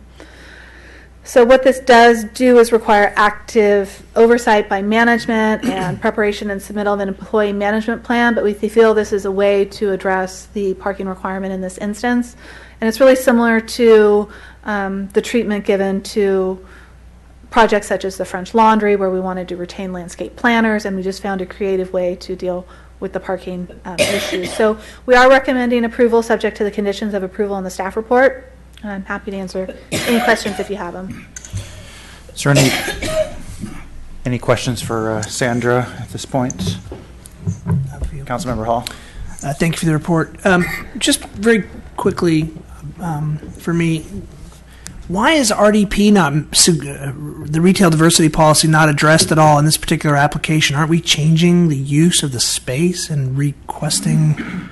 I mean, wouldn't that be a policy that we would implement if we were changing the overall? Actually, that's a good observation, Councilmember Hall, and we could certainly add that. I would point out, and I'm just saying this out of personal knowledge, I would argue right now, though, that we could confirm this, but Jessup operates a very a secondary art program, so I would say we just need to codify it, but they probably would be found in compliance with the retail diversity because they are operating a valid art gallery. I just, like I say, know that because we've been on site and know that, but I do think that's probably appropriate because they are asking for a change in their condition, right, and we should capture that. I also would point out there's one, it's in the staff report, but I want to make sure everybody understands. The other option that the applicant has is simply to replace the housing. So I don't want to lose sight of the fact that, we're offering, we think, a more, we know it's an expensive option, and we've taken the time to make sure the applicant knows that, but certainly one thing they could do is simply provide that themselves without requiring the town's involvement. But I do think the retail diversity component should be added as a condition. Well, especially if we're going to be potentially adding square footage or a footprint, you'd want to make sure that we'd consider the additional component of retail diversity if it wasn't already at that level, or it would need to be expanded by, was it 25%? You know the math better than I do. It's 25% of the net area open to the public. So a private tasting room would be excluded from that component? Generally, yes. Oh, okay. Well, then maybe that's why you didn't address it. Okay, at least in the original report. I mean, I just didn't see it mentioned. Well, we know in this case, too, that the applicant has taken over the art of the former Volakis space. Mm-hmm. So while it wasn't permitted under the retail diversity requirement, it's our understanding it already meets the 25% requirement. We can be more specific as to that in the measure twice, resolution. cut once. Yeah, okay. And then make sure I understand the parking component. So this is an area of town, as everyone is aware, that has a severe parking challenge. Having my ear chewed off time after time when we do something on Washington Street in the north end of Washington, aptly named Noyo. How many parking spaces are in that back space? I know there's the several that are in the front, but were there 8 in the back? There's 10 in the back parking lot. In the back. This would trigger an additional space for 11 in the back parking lot. And the proposal that we're suggesting with the tandem parking under the management of an employee parking management plan, it would get 12 spaces. Okay, so not unlike what they're doing at Washington Square. Correct. Okay, Thank you. Those are my questions. Or I would also say probably more closely to what we're doing with French Laundry. Oh, right. Yes, that's right. Thank you. I understand. Councilmember Mueller. I want to, I think, revisit some of the questions that Councilmember Hall had. So what will the use be, and are we conditioning use of that property this evening? Under this application, it's simply to convert the residential use from residential to commercial, and it's the 318 square foot area, since there are no other changes to their business operations proposed. Okay, let me ask another question then. Let's just say we agree to all this or come up with some agreement. Could then they come back to us and request a use permit that we really hadn't considered before just for that unique space? Would they have the right? They would have the right to do that, I would. Actually, yes. So that it would be reviewed at a public hearing. It wouldn't be allowed outright, so it would take the discretion of the council to review and approve it. But this could just be one step to that end. Could be. So, we need to be kind of prepared that we might be giving up a residence space for, a use that we just don't know what that might be, because they could, I suppose, even sell that building. Perhaps the bigger impact, though, would be to parking, because we're assuming that it's a shared use by the same tenant, and they can use those 5 spaces. That's a good point. If it isn't set up in that way, then... So if it was really another business entity, although it's... truly be underparked. Well, but you only need, for some, you only need one parking place for 250 square feet, which this kind of falls into. So it may not be two owners, to come up with one, maybe two, depending on what the new business may be. But it would still be a challenge. Okay, so the other question I have, this is a historic building, and has there been any discussion? I know, I understand that they want to put an ADA accessible bathroom in on the side, so they're going to have to tear apart some old historic clapboard there. Has there been any discussion about them talking to a historic preservationist just to make sure they don't, it's pretty easy for, an architect to come in and just say, just rip a whole side of the building off, we'll replace it with some more stuff, when they could really just cut, a minimum hole to get the door in that they need. That's what we're looking at, just cutting a minimum doorway to access the space. We have run it conceptually by Napa County Landmarks. We haven't received drawings for them to look at, but their position is that it's a side-facing element of the building. It doesn't affect the primary entrance, and it's always something that could be reversed in the future if necessary. So they don't see it as a big impact to a historic structure. So we don't really know if this is going to stay just as storage, I suppose, or another use might come before us. And they're requesting, or you're proposing the tandem parking to go in there. And we've addressed the historic nature of this. And are we going to hear from the applicant later? Okay, so we can ask questions there. And is this a totally attached structure? I tried to look at it. No, it's completely detached. It's completely detached. There's a breezeway that separates it from the main. So it has no contiguous roof line or any other shared wall. So it is a totally separate unit. Okay, those are my questions. Thanks. Sandra, on that rate, can you clarify if it's one parcel or two separate parcels? Is it It's one a single parcel. So we do have a little bit more control on the land use, because it is one parcel. Okay. Thank you. Well, I hadn't listed this down, but this discussion about this could be a pretext for something different. You have to come and get a permit to do something different, which the town can say no. I mean, anybody can come and ask for anything, and we can say yes or no. Right? I mean, there's not something that's happening here. Okay, I just want to be sure. You made a comment about the affordable housing units in town whose time is soon coming up in 2018. Do we have multiple units whose protections are coming up in 2018? And we have a couple of them. And we have a first right of refusal at the protected price, shall we say, before it goes to the free market? Correct. Okay. I did not know that, and that's very interesting. Okay, that's my only questions at this point. Are there, Councilmember Dornbecker? Would they need to have a new use permit, if they did decide to use it for a private tasting room? No, because that's essentially what this permit does. Allows private tastings within that space. Okay, thank you. Yeah. It's not open to Councilmember the Mueller said something daily about storage, operation. which I thought this is a private tasting room. Correct. Right, Yeah. that's, Because right now it's a residence, so, and they basically say we don't really use it, we're kind of I storing it. So right now it is not a tasting room. today, but the request here is for a private tasting room. But we're not granting that use. Yeah, we are. We are. We are, okay. You so would be, yes. Okay, so that Potentially. use is being conditioned, and the owner of that use is the applicant. Correct. All right. That's it. Okay, no further questions. I will officially open up the public hearing and invite the applicant, if you'd like to come up and speak first.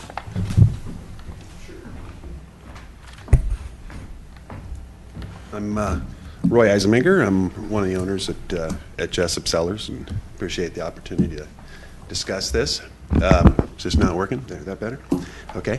I guess some of the questions I think I can answer is that, it is our intent to use that space as a private tasting area.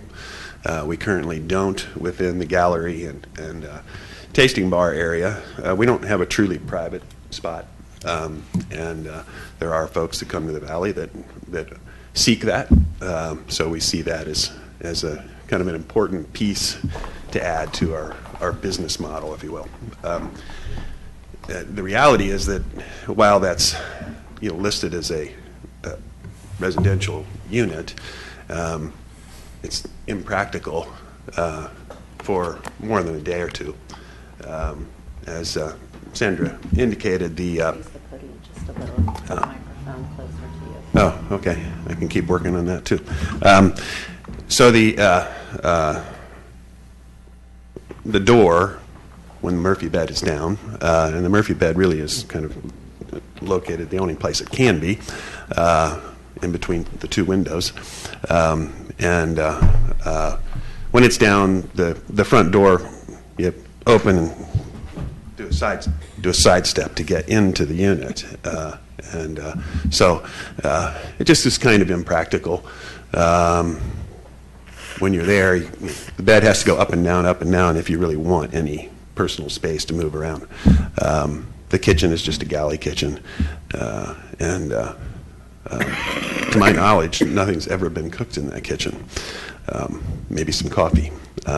Aside from that, I don't think it's ever been used because it's just my out-of-town partners that will use it basically in lieu of a hotel room, and that's maybe 5 to 7 days a month. So we would just like to be able to utilize that space a little better, as opposed to maybe 25% of the time being worth something to us, and that's our main mission here, I guess. So the only other piece to this is this in lieu fee, and I will say that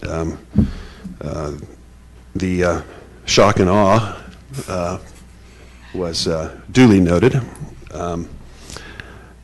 $1,000 a square foot, I think, is a bit unreasonable from my perspective.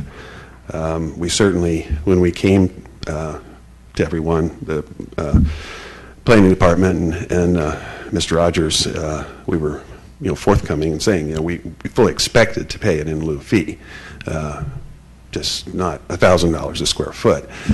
So I guess I would ask for some consideration there, and I'm willing to entertain and get. I've spoken to our appraiser that appraised that property this past summer, and he was a bit perplexed at that figure, and so I guess I would request that we have some more discussion on that, so we, at the end of the day, we would like to do this if you all will agree. We would just like to agree to do it at some reduced in lieu of fee. So I guess that's my speech. Any questions for the applicant at this point? I only had one, and my question was, were you willing to pay $315,000 in lieu? And I think I got my answer, but that was the primary question I had when reviewing the report. And I guess my only thought or comment to that is, given that it would be a replacement for a lost housing stock, how much could we find space for in Yountville? And that would be the next question. Well, I guess, I look at it as it's a blended problem. We get that it doesn't exist for you to go out, and you wouldn't plop a 318 square foot place anywhere because nobody is going to want to live in it. So you need to replace a residential space, and we agree. I would say that we're maybe 60% of a residential space, because most residential spaces kind of start at 500 square feet. Your typical studio is 450, 500 square feet. Again, we're happy to entertain a fee. We just would like for it not to be. And in fact, I don't think that we would entertain, moving forward at that kind of number. It doesn't pencil out. It takes 17 years to break even. That's why I asked my first question whether or not you'd pay $315,000 for that. No. Thank you.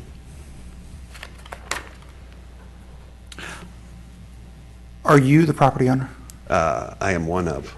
Okay. One of three. So the business and property, I don't know if they're separate or the same is not relevant necessarily, but. Yeah, they're Okay, actually yeah. separate, Okay. but the same three partners in both ventures. Okay, I understand. Any further questions at the time? We've I got don't more have a public question. comment. I don't have You have a question? Okay, thank you. Mm-hmm. Is there anyone else in the public who would like to comment on this item? No? No? I will officially close the public comment portion of this hearing and bring it back for discussion, and the town manager seems to want to say something. Yeah, thank you, Vice Mayor, Council. I do want to comment that this adds a really challenging dynamic, and one which right now the council does not have a whole lot of guidance on and direction. The simplistic approach is simply to approve it with a condition that they replace the unit. Now, that probably is, if the 315,000 is not acceptable to the applicant, to go find your own replacement unit, more challenging. So the concern that staff's had is, we did meet with them because we were very concerned that they need to understand that this is a significant issue, especially given the history of how the site was developed by converting housing stock to begin with. So I want to be really clear that it may be appropriate that you consider continuing this and then providing at a different meeting direction to staff, if direction different than the proposed in lieu fee, and I'm just putting that as an idea. Let's see what the discussion is on. Because, like I say, we tried to come up with something that was an achievable in terms of council goals and policies, because one of the council policies is to retain and maintain housing stock. So we know that the Housing Opportunity Fund, we've basically pretty much exhausted that with the recent construction.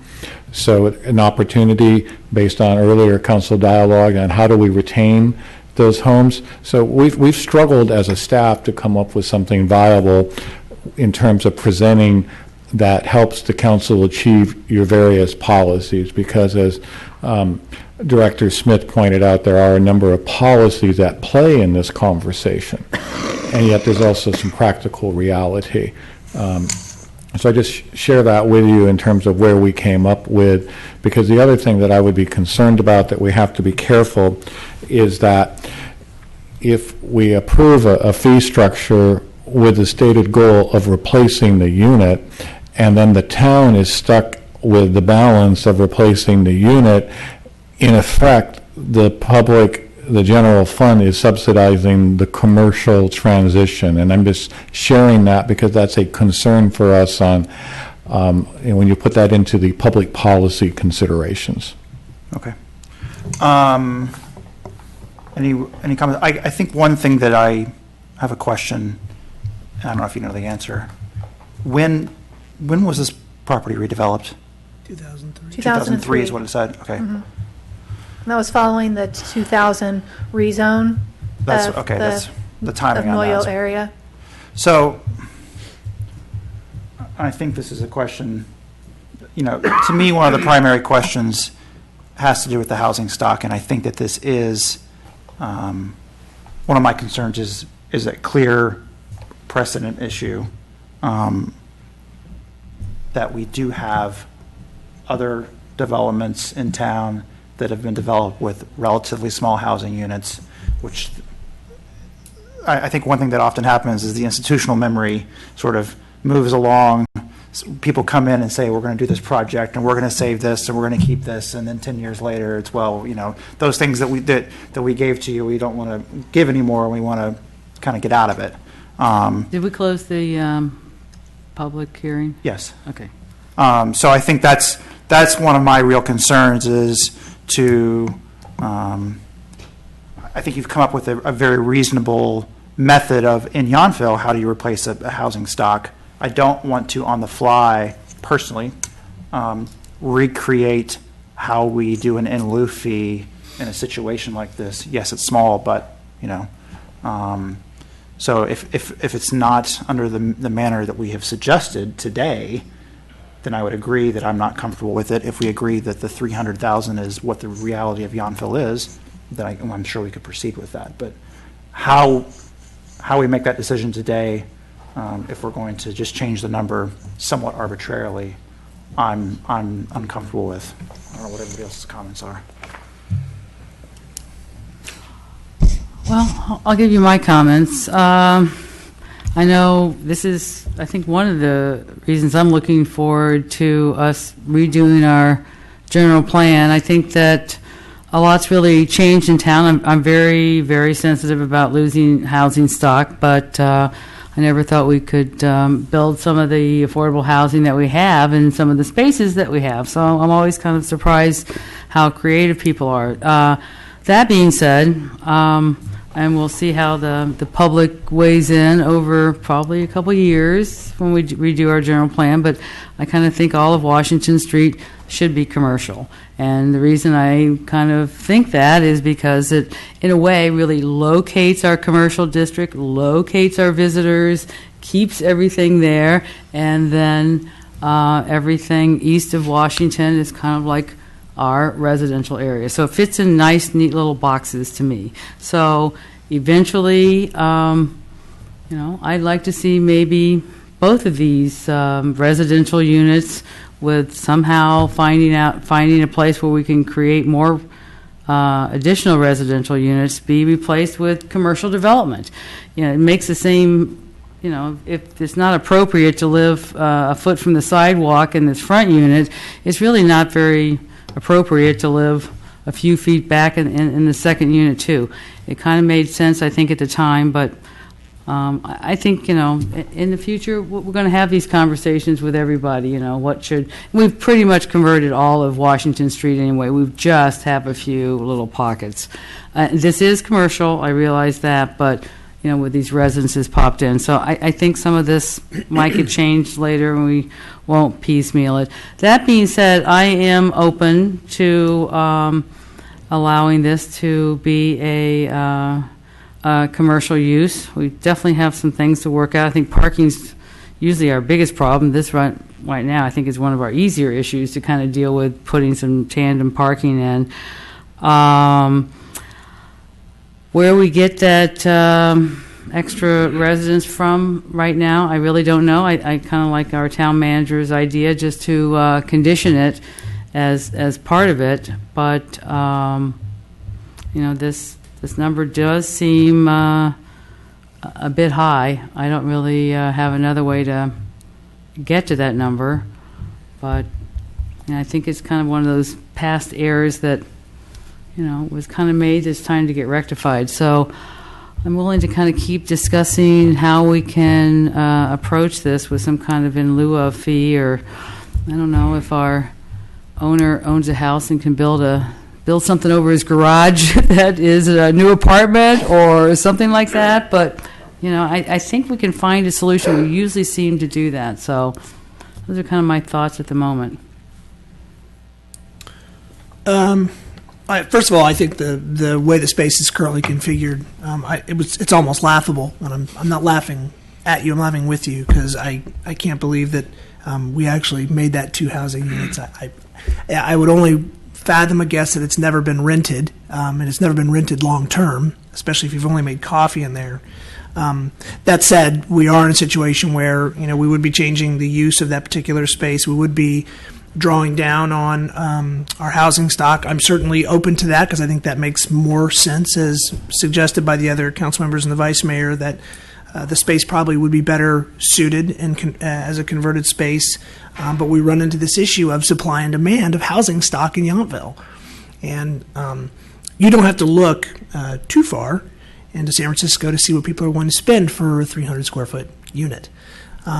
And I don't know that it's $315,000, but it may be very, very close to that. And I don't know that that's the right number, but we have a methodology that's been presented, and given that there is no other available supply of housing stock in Yountville, and that they seem to be reasonable market-driven methods by which to ascertain, and although $1,000 a square foot for something that's being built is expensive, that doesn't necessarily become reality when you add the cost of the ground into that.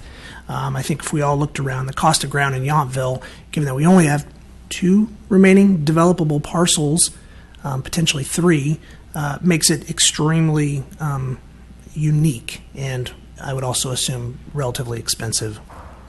I'm okay with the project, but I could approve it as such, but I think that the fee is going to have to at least either be as presented, or that we could modify it to say that there would be some way to replace the housing stock, but you may not find that to be an amicable solution either. I understand return on the asset and square footage. I have the same problem in my own business. I don't know how fast you could recover that kind of money. It may be faster than you think, given the way your wine business has been operating. My only other question or comment, assuming that we do go through with the proposal here, is if we were to agree and the applicant was to agree for the in lieu fee and make some payment component, could we do a payment program? Could there be a way to structure it so that they could pay it off over time? That said, how would we ensure that as they were recovering their revenues, that the town was ultimately going to be recovering the expected in lieu fee? Because I don't know what our recourse would be. I guess ultimately we could shut them down, but that doesn't make for good neighbors. And so those are my only comments at this juncture. Thank you. Well, I find myself in complete agreement with Councilmember Hall and Councilmember Moeller. I do, understand that the size and configuration of that parcel, having the two structures in one, it's crazy. I think it's 318 square feet is ridiculous. But anyway, on the other hand, housing stock in this town and affordable housing is very, very important to our residents. And so I'm always concerned at the thought of losing housing in our town. So I think that what you proposed about either conditioning it to be this in lieu fee or having another another housing unit in its place, replace it. I think that's the only thing I can think of. And I would certainly support some sort of fee structure so that it could be paid over time. I just don't see how, if you wanted to buy a small unit in the town of Yountville, you'd have to spend at least $315,000. So I just think that when we're dealing with the housing element and the demand on housing in our town is that tight. So I would support what you said, Richard. I think I agree. I continue to be 100% in favor of the staff recommendation and the concept in general. I don't have any issue with the conversion of it. I think it makes sense. Just knowing that the rule is we have a housing unit and it has to be replaced, or there's a fee that allows for that replacement. So I am comfortable approving this with the change of that there is the in lieu fee as stated, or a replacement unit is secured in some manner, and if that is at a much less cost somehow, that's fine with me. Great. And if that doesn't work, and I guess my problem now is we don't really have a good alternative, and I don't want the town to be forced to come up with the alternative. I would like you all to try to figure out some alternatives as well.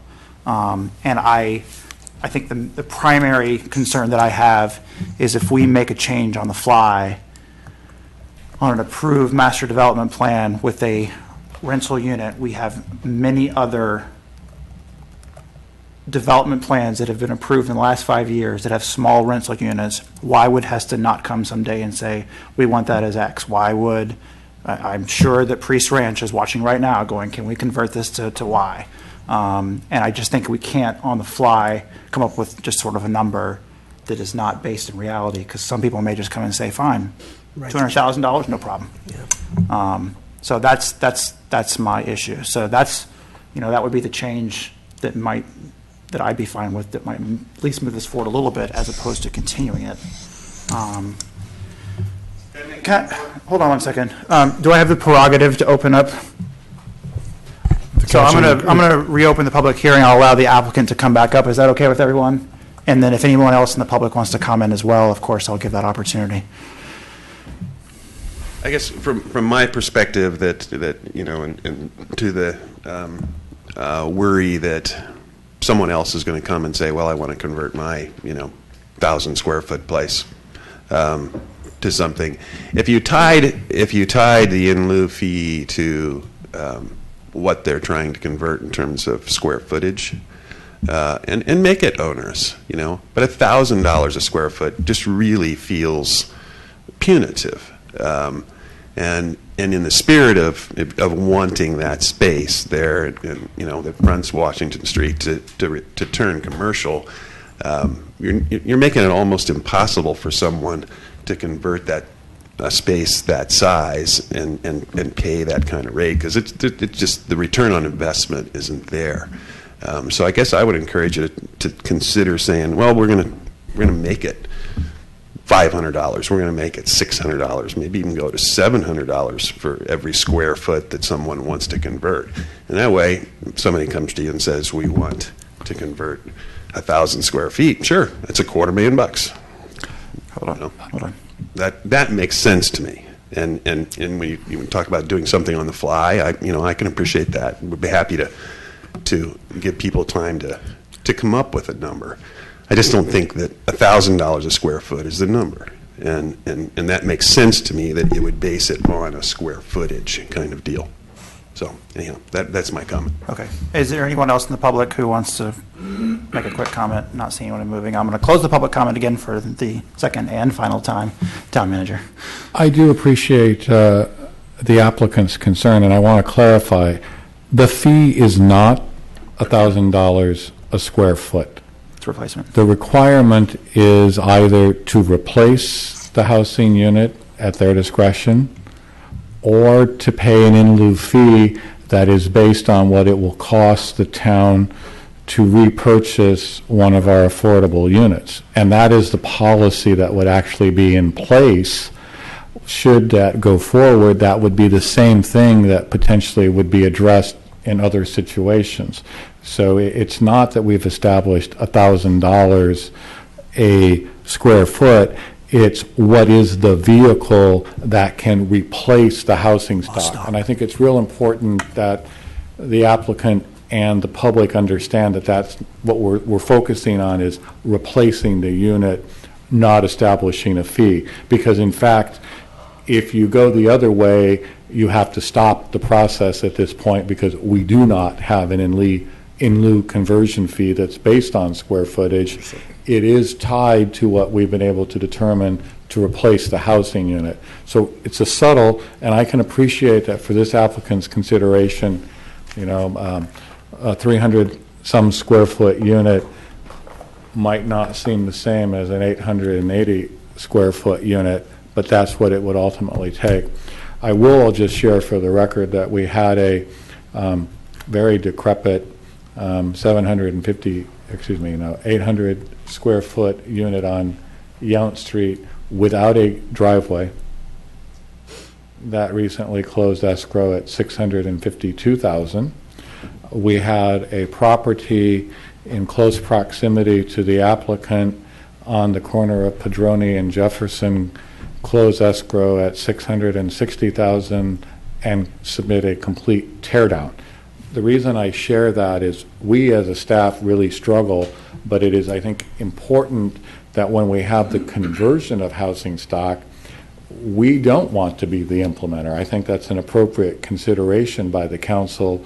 We want to either be the facilitator or the structurer, but we're not in the capacity to take a certain amount and then get stuck with the obligation to go by and make it whole. But I do represent, and I do understand and accept from the applicant's perspective, it is onerous, and that's why we took the extra step to make sure that they knew that this was a significant consideration for the council, not as simple as it may seem from a business standpoint. and that it had some uncharted political discussion for the council and community as a whole. Thank you. And I'll point out that you made the comment about the converting all Washington Street to commercial. It's the first time you made me interested in a general plan, is just to have that discussion. I thought so. Because I will certainly oppose that, but that's okay. That's what would be a very fun general plan. So that goal is not something that I am pursuing at the moment when I even look at this application. Is there anyone doing action? I feel like absent anyone wanting to make a motion around this resolution. Is there anyone who wants to make a motion on this resolution as it is? I just have one. I would like to make a motion with one minor modification to item 13, which is the in lieu fee or replacement unit. Otherwise, I'll throw it out there and see what people think. The other caveat that the council had that I would say, the town would be agreeable to a payment plan, maybe like 50% down and the balance over 5 years. So if you wanted to include that or some terms that would allow for a payment plan so that it could be negotiated, that part, I mean, I'm just saying, I heard several of you indicate that you might be willing to consider that. Okay. Item number 13 down here. It says, oh, okay, that's it. Okay, yeah, so. It's already in there? It's already in there, yeah, so. Councilmember Mueller, if you're going to make that so let me clarify something that is, the applicant said that $350,000 doesn't make sense, and whether he would or would not proceed if we pass this is his option. That does not change his use permit. If it doesn't become active, if he doesn't proceed with this, what stands before would stand if you don't comply with the terms and conditions of the use permit, right? So you could still come back at some point and say, you know what, I found a different solution for it, and I think you guys are going to love this, and I'd like it to have another change. That's the option. Would you like to put in the payment plan provision? It doesn't say that it has to be all up front in cash, and I'm more than willing to come back with a different idea. Personally, I'd convert my 420 square feet instead of my 318 for the same amount of money, but, it's up to you. I think that it doesn't specify it has to be in all cash. So I think it could be worked out. Is that an administrative ability of how that money would ever be paid? What you could do is the in lieu fee in the amount of $315,000, payment to be determined as approved by the town manager? Payment to be determined. How about that? Keep it simple. Okay, I'll do that. You okay with that? Okay. All right.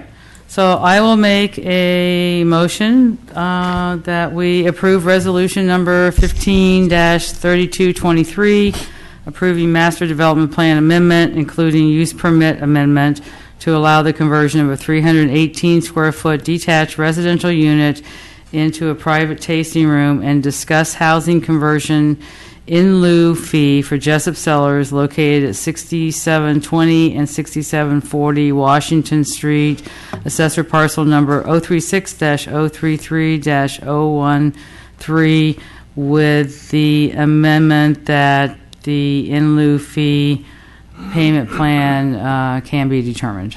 Second. As approved by the town manager. All right, as approved by the town manager. Second.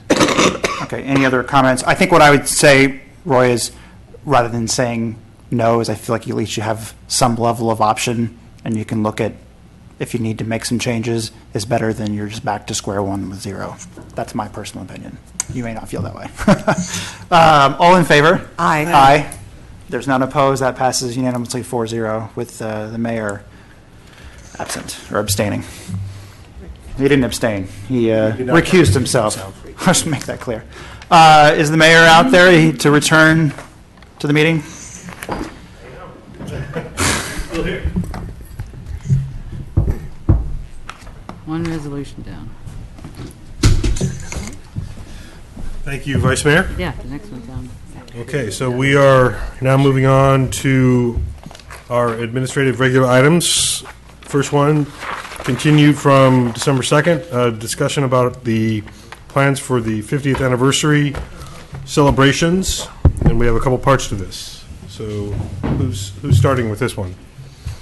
Steve, Samantha? Mayor, Steve. Council, I'm going to try to move briefly, and then I will, this is a continuation of your previous item, and at that point in time, the council expressed a couple of reservations and wanted some additional information, and requested that staff meet with and revisit a few things with the ad hoc committee. So tonight before you is a resolution, and there are, I think, 3 highlights at this point. One is that the ad hoc committee received the council feedback on the August community party, and the time was allowed to reflect and restructure, and I'm pleased to say that I think we have still a concept that has a little bit of final details to go, but at this point in time, the ad hoc committee hears loud and clear the council's concern and is focused on providing an August evening themed event, which will include a public concert, some special entertainment surprises, and showcase our local restaurants and wineries hosting appetizers, some wine tasting, and some things like that with that theme. So that's yet some of the final details. It will be a reservation-based and with some modification of some of the things that were in the original, the $18,000 budget should be sufficient for the event. Councilmember Well, I Dornbecker. wanted to clarify, it will not be a concert, but a dance party with hors d'oeuvres and wine, and invite the wineries to participate, and it doesn't even have to be all white. I've totally given up on the original concept. I realize that in our community, I think it'd be better served to have this wonderful free party. And I agree that the cost should include hors d'oeuvres and something else, and then there could be a number of surprises as well. So I think it'll still be a really wonderful party to celebrate just for our town, for our birthday. So, Did I hear you say reservation? Well, we're going to need some type of a reservation situation in order to have adequate. Can we call it sign-ups? Sign up. I mean, I'm just saying, we're going We're to not need. talking about a fee. I'm trying to make sure there's no We're talking about exclusionary RSVP, aspect of because this. what I would say, there's logistics to hosting understand. something like this, and we need to make sure that, there's adequate seating, Staffing, food, supply, et cetera. Understand. Okay. Reservation we implies don't want something to slightly have different. 10 appetizers and 300 people show up and have a brawl over who gets the 10 appetizers. Got We it. have, we need to get a good head count in order to throw an effective. And we wanted to feel somewhat exclusive, so saying reservation, I don't know. Okay. Free reservation. Second element We'll set up open table deals. for you, Richard. Can I ask about that element? Or you want to go through it all first? Nope, I'm at your beck and whim. This food, are we paying the restaurants to do this? We will Okay, be thank you. providing a stipend, yes. I don't know that it will cover everything, but the idea is there will be a stipend. That's an in lieu of? Got it. Are we now asking questions about the staff report, or are we still having the No, staff I'm report? still trying to move Okay, on to that's what I various thought. elements. The second element was the kiosk, You didn't and answer, so I just- while there was some council consideration on the kiosk, we still think that the kiosk can have some good community partnerships. There are 3 elements that are important to note with the kiosk, is that's one of our tie-ins with the Veterans Home, having a space to program. Also, the historical component, Napa Valley Museum, as well as the Chamber of Commerce. And what we are suggesting is that it would be rotating and going to the various events this year, and then it would move to the Chamber of Commerce. The device is such that it's it's programmable and can be changed and updated so that the approximate, the investment has a long-term carryover so that it's not just a one-time thing. And the last component, frankly, is a recollection and a recommendation that we acknowledge that the original May-June discussion some 8 months ago did not really incorporate or anticipate a major construction cost project such as the Millstone, and that what we're recommending with the resolution before is that the Millstone be funded as a separate item and the original budget of $50,000 be maintained, and all of the costs and all of the various things that were reported previously that the council did not have any concerns with be reflected, and that $50,000 is a firm budget for the celebratory events, and that the permanent display of the Millstone artifact would be dealt with separately through that budget resolution. So with that, you have 2 ad hoc committee members, but this is the work that you had all asked us to try to do and come up with some understanding. So with that, I'll initially defer to your 2 ad hoc committee members for additional support. Yeah, so if you want to continue on the staff report before we ask questions, feel free. Any more comments? Well, that's really, essentially, that's, those were the sticking points in our last discussion. And we feel that we've really ironed out the problems. And, the historic Millstone display is really something that has something, it's really historical legacy. And we didn't anticipate that when we were talking about the budget for putting on the 50th anniversary. So I really think it's a wonderful project that we should do. But I think that we should remove it from the budget for the 50th anniversary and allocate the funds from the general fund.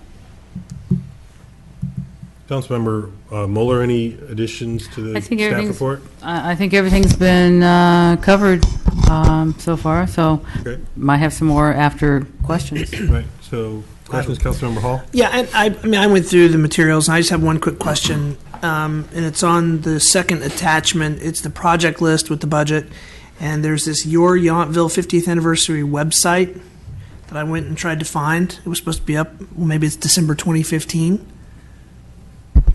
It's up now. I don't know when you looked for it. Last night, about 2 a.m. Sorry. townofyountville.com/50th. We haven't actually marketed it yet. Okay. I'll go look again. Maybe right now. Yeah, so townofyountville.com/50th.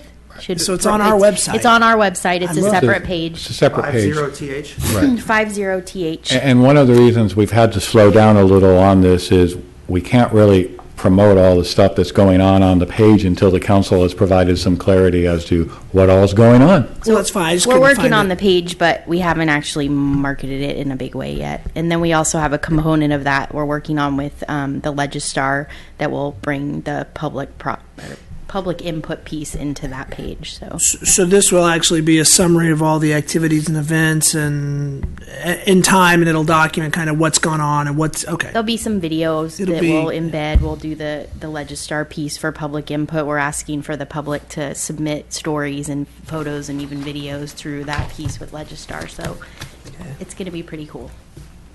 Okay. I'll find it eventually. Any other questions in the meantime? No, sir, thank you. Vice Mayor, questions? So, has there been any outreach? You just, Steve, you just mentioned the kiosk in particular as a resource for the Napa Valley Museum, Veterans Home, and potentially other uses. Has there been any outreach that they provide any kind of buy-in to the kiosk for use of their marketing and promotional materials? The way you phrase that, I have to say no, because we've held off because it's sort of again the same concept. It's hard to go out and have outreach until we knew it's something that you wanted to do, because if it's conceptual, how much. Now certainly we have talked about some partnerships, and I think if we're going to know that we're going to do that, that is certainly something that we could try to do, but we're also getting we're losing some administrative staff time to get some of these things in place. But if that's a caveat, we certainly can do that. But we have had some preliminary conversations to ensure that these partners are interested in providing content and doing that, and they have indicated a willingness to do that.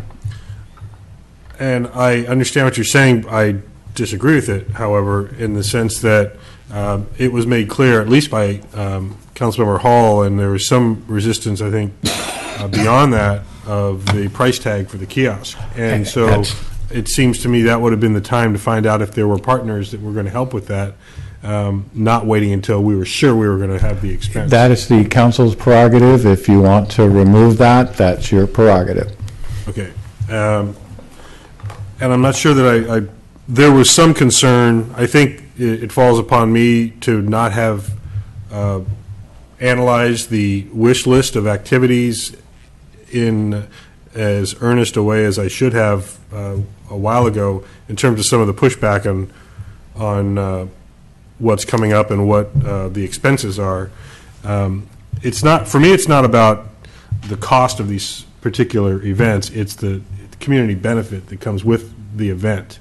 One of the biggest reasons I had some problems with the way things were formatted prior to that was there seemed to be a real disconnect between the amount of money we were being asked to put into the events, in particular the big party, and what was going to be the payout for the residents. So that's still my concern, and I appreciate the fact that concern was heard and there have been a lot of modifications.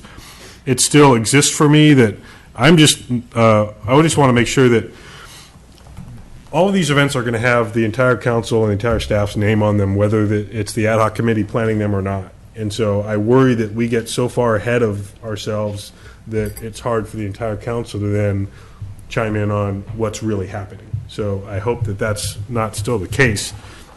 If we approve these budget adjustments, and I think, the one that recommended we remove the millstones, because I didn't think it was appropriate. I still think that's more of a pioneer history, the old days of Yountville, not our 50th anniversary of incorporation. So if we're going to spend $26,000 on the millstones, I don't think it's appropriate that we take it out of the anniversary, the 50th anniversary. So you're comfortable, Steve, with moving that expense and just completely separately, because we never talked about any kind of historical pioneer display budget item in the past. So you're comfortable with us moving it into general fund expense? Yes, that would come out of the council's unallocated budget contingency, or since we're about to prepare the mid-year budget. But yes, I do agree that that's a reasonable interpretation if the council wants to move forward, because I think your focus was more on the celebration of the event over the year. Dialogue came up, and the question and some ideas were generated by the ad hoc committee as to the appropriateness of maybe this is a great time to do something with the artifact that the town owns. So I think that's that's not a stretch of the imagination at all for the council. Okay, and I also just want to make sure that we're spending the balance then of the $50,000 as wisely as possible to the benefit. I mean, we have one chance to get this right for our 50th anniversary, and it's been a year and a half in the planning. So anyway, I'm starting to give more comments and ask questions. I think the ad hoc committee hears that, and I certainly think as we move forward, I don't want to say we won't do marketing, because we've told you we will solicit marketing and some promotional opportunities, and I think the commitment on the part of the ad hoc committee is still there to do that. Okay, I'm forcing us off topic here a little bit, so I'll stop and invite any members of the public that might be here to speak on this item to do so right now, if you would like. Seeing no one move forward, we can continue the discussion or action on the first piece of this, which is approving the 50th anniversary project list as amended, moving the George Yount grinding stone project to a separate and designated contingency budget account. So is there any further discussion? Or Well, I want to make one comment. I certainly support the millstone movement out. And I do- Movement? Yeah, out of the budget, moving the millstones. And I think that they're a unique part of Yountville history, and I think it's an enduring asset that we will have for a long time, and they shouldn't be just sitting up in the yard. So that's the one piece of it that I certainly very enthusiastically support. Okay, thank you. So I just want some clarification. The action we're being asked for is twofold on item 1 here, is approve the project list as presented with the millstone expense removed. Correct? Correct. Okay. Any further discussion? Is there action? I'm suspecting So one moved. member of the ad hoc committee might want Would you like to a- make a motion. I'd like to make a motion that we approve resolution number 15-3224, approving the 50th anniversary project list and budget adjustment number 2014-15-01, increasing general fund appropriations by $26,000 for the George Yount Mill Grinding Stone Project to general fund expenditure account 01-1010-4999, comma, designated contingency. Second. Any further discussion? All in favor? Aye. Oh, I'm sorry, further discussion. I just want to explain that I will soon vote no. I don't want to nitpick anything. I didn't think we should put this much money into the budget back when we did it in the first place, and I feel like we're filling up the budget. So that's my reasoning. And filling up the budget in terms of the millstone or the anniversary? The kiosk, and I've now looked at it. I don't want to nitpick on it. So there are two items. You're saying that, I'm just trying to make sure I understand. Yeah. Your opposition is the project list, not the moving of the millstone expense. I object to $50,000 based on what we're spending it on. Okay. Is there any further discussion? All in favor? Aye. Aye. Opposed? No. Okay, thank you. That does pass. Consider adoption of Resolution 15-3224, approving, yes. Mayor, Councilmember Dornbecker just approved that item, so we should go back to 12A1 and just approve. Oh, I'm sorry. That's okay. Oh, is that what she read into the Yeah, record? that's what she read into the record. Okay, so we need to actually re-vote because I think the vice don't mayor's need to- vote may not be appropriate. It had to do more with the first item, I believe, That could be. that related to the, Clarification. I'm sorry, where? That's why I'm. so we have two items. One's in attachment 1, one's in attachment 3. Right. We So just, the- moved the budget over. All right, so I think we need to re-vote because I believe the vice mayor's vote was on item 1 and the resolution in red was item 2. Okay. I believe that to be the case. That your opposition, as I was clarifying it, was with the anniversary project list. We just did resolution number 15-3224. Right, you did number right? 2, actually, so the clarification would be to clarify item 1. I want to make sure that we understand what the vote was for item 2 before we go to item 1. So if we can, So we're referring to item They're 2 and on- item 1. I don't see item 2 and item 1. On the agenda. on the right here. agenda, A1 is approving the project list. As amended. A2 was approving the budget adjustment. So we approved and A2. Marita, or Councilmember Dornbecker. so I'm going to ask that the vote be rescinded and we get clarification and we re-vote on both of the items. So the first item up is item 1, approving the 50th anniversary project list as amended, moving the George Yount Grinding Stone project to the designated contingency budget account. And That does not have a resolution to it. No. It doesn't have a resolution. It's just an action. It's more like a minute order approving the project list.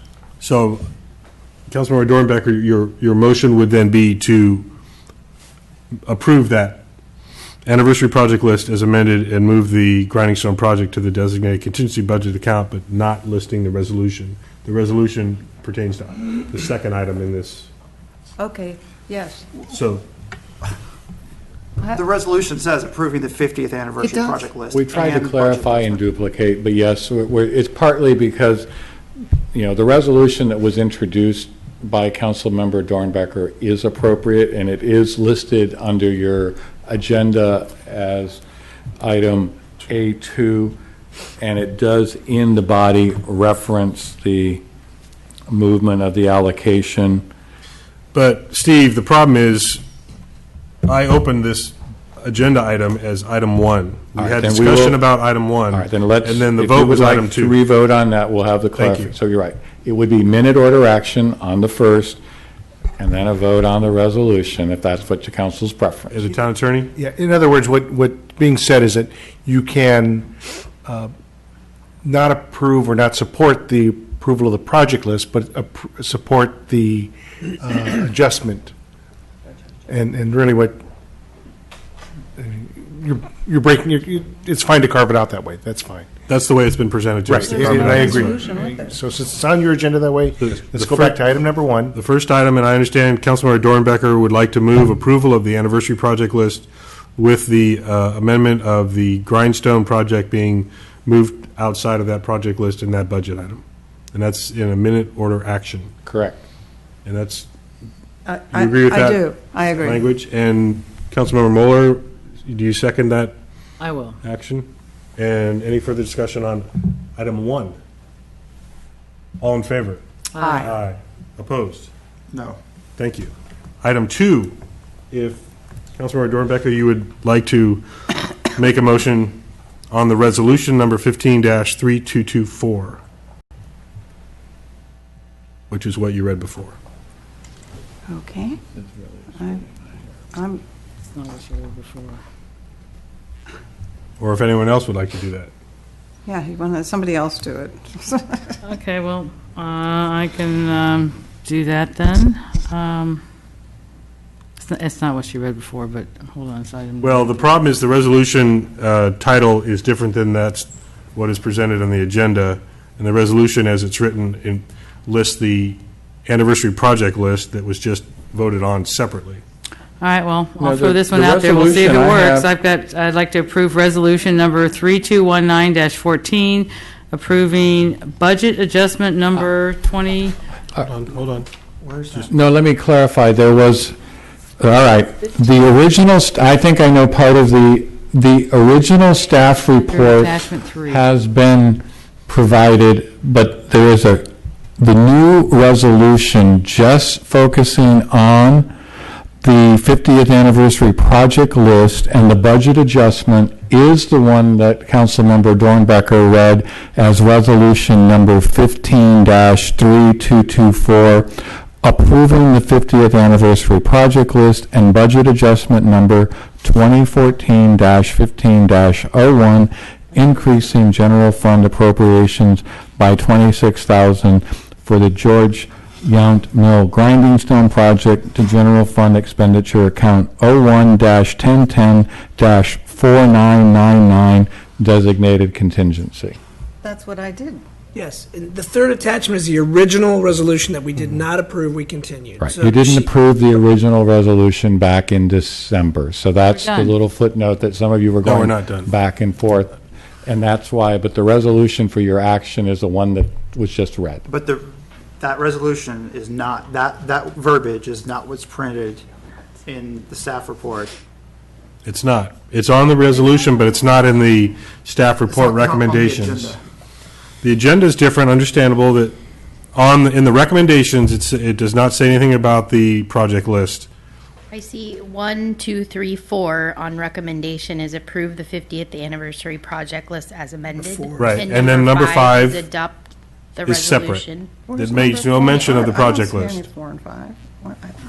I was The recommendation. on the staff report. The resolution on the does staff make reference report. to it. It's not in the title of the staff report. It is in the body of the, I'm sorry, it's not in the title of the resolution. It's in the body, item number 1 of the resolution. In the staff report, the third page. Correct. In the staff report is where it lists. Because item number 1, now therefore the town council of the town of Yountville does resolve as follows. 1, approves the project list for the See what you're celebration of the talking town's about, 50th please, anniversary. because that's what I have. 2, approves the budget adjustment number, so on. And 3, That's what I is hereby read, and adopted and that's what we becomes approved. effective. So, And voted on. well, there's an inconsistency here. The recommendation in the staff report is to have 2 separate actions, and now you're saying that both actions are within the one resolution. Yes. Is that With correct? all due apologies, the effort was moving to It's okay, try to we're get just all trying of to the things clarify. in there and put it in, so it's all in one resolution. Yes, So- and So the- it's Because recognizing the clarification of the two outstanding items that we were bringing back, the kiosk and the other items. So it's the amended project list and and because, then the expenditure. and because you have approved the project list in your previous motion, it is now what you're approving in this resolution. All right. So did, So we do in fact need two separate actions. Well, you don't, without, you've already taken the one action. And so all you're really doing is considering whether or not you want to make the budget adjustment. Well, I just want to respect the fact the vice mayor opposed the first action and may not oppose the second action. And I don't know that because we haven't asked for a vote. I don't know that either. Well, okay, and I think the mayor's point is what's written up there on the screen right now is not what's written on the resolution that's in our packet. And I can see that. Yeah. But- If there's a way we can print that out But on the resolution is what's binding, not the agenda. Correct. So he Correct. didn't approve the first part of the resolution approving the project list, but he's approving the millstone. So Well, he's not necessarily. We don't know that we yet. don't know that, that's true. We can go with that one on time. Can we So make what's a binding is correction this to the resolution. It doesn't matter if we have And we it can separated out in separate it the out. staff report and the recommendations. So we have one action to take. And I'm going to erase that vote as well. What are we erasing? I'm sorry. We're erasing any vote at this point because now we are going by the resolution, which is the legally binding document. The agenda is not, and the staff report is not. So we are going to go by the resolution that includes both Part 1 and Part 2 of this item, which will approve the 50th anniversary project list and move the budget for the Millstone project to the general fund. Both items will be acted on in one vote, which we're going to take right now. Councilmember Dornbecker, I So believe, moved. will move that. Councilmember Moeller will second that, I believe. Agreed. Is there any further discussion? No. All in favor? Aye. Aye. Opposed? Still a no. All right. So, understandable confusion, but we got through it. Okay, let's hope item B is easier. Municipal code update. Good evening. So tonight I'm bringing forward to you an ordinance update prohibiting the use of tobacco products in public parks and recreation areas. This project began in March of 2014 when the Parks and Recreation Advisory Commission received a compelling presentation from the Napa County Tobacco Education and Quit Smoking Program on the possibility of Yountville's parks and recreation areas becoming tobacco-free. They shared with us a lot of different statistics regarding the health risks as well as the environmental impacts of smoking litter. And the commission agreed to begin the public process towards looking at the feasibility of this, which included surveying our public, which was specific to residents of Yountville and not visitors. You received that survey data as part of your packet. In July, those surveys went out, and we collected over 150. As I stated, it was just adult residents, and the data that was compiled revealed a strong support for tobacco-free parks and recreation areas. The commission reviewed the data at the September 14th meeting and directed staff to work on draft ordinance language that they would be reviewing at the November 14th meeting. There was no public comment. There was no public at that meeting to comment on the agenda item in July. At the November 2014 meeting, the commission reviewed draft ordinance language, and they discussed several points. One of them was enforcement. So we would begin enforcement with an education process to the community that would include new signage and a public outreach campaign. The worry was that the sheriff's department would be responsible for direct enforcement, so policing our parks looking for smokers. But that's really not the case, and that's been shown in other municipalities and really statewide, that rather they would respond if a complaint came in. What works well in other communities is really more of a community policing effort, educating each other. Hey, did you know that Yountville's parks are, no tobacco free? You can't smoke here. And obviously then if something escalated or if someone repeatedly just ignored those requests, they could put a call into the sheriff's department for assistance. So the draft language of the ordinance would result in an infraction, as already noted in our code section 1.20.010, and that language I repeated in the staff report just to refresh your memory. Another item that they discussed was the possibility of designated smoking areas in parks. Commissioner Page noted that 64.7% of those who responded were in favor of designated smoking areas. She asked that the commission consider a smoking area specifically in Veterans Park. The commission discussed this and agreed that it was very compelling that over 83% of respondents supported a policy to make parks and recreation areas tobacco-free, and they didn't feel like the results were compelling enough to suggest creating smoking areas. 5 out of 6 of the commissioners were in agreement to not suggest smoking areas in public parks. They discussed specific items being listed, such as cigars.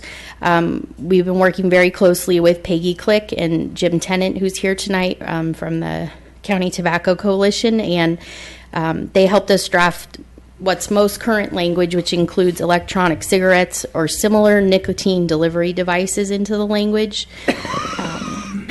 Those cover more of the more recent items on the market that are the electronic cigarettes.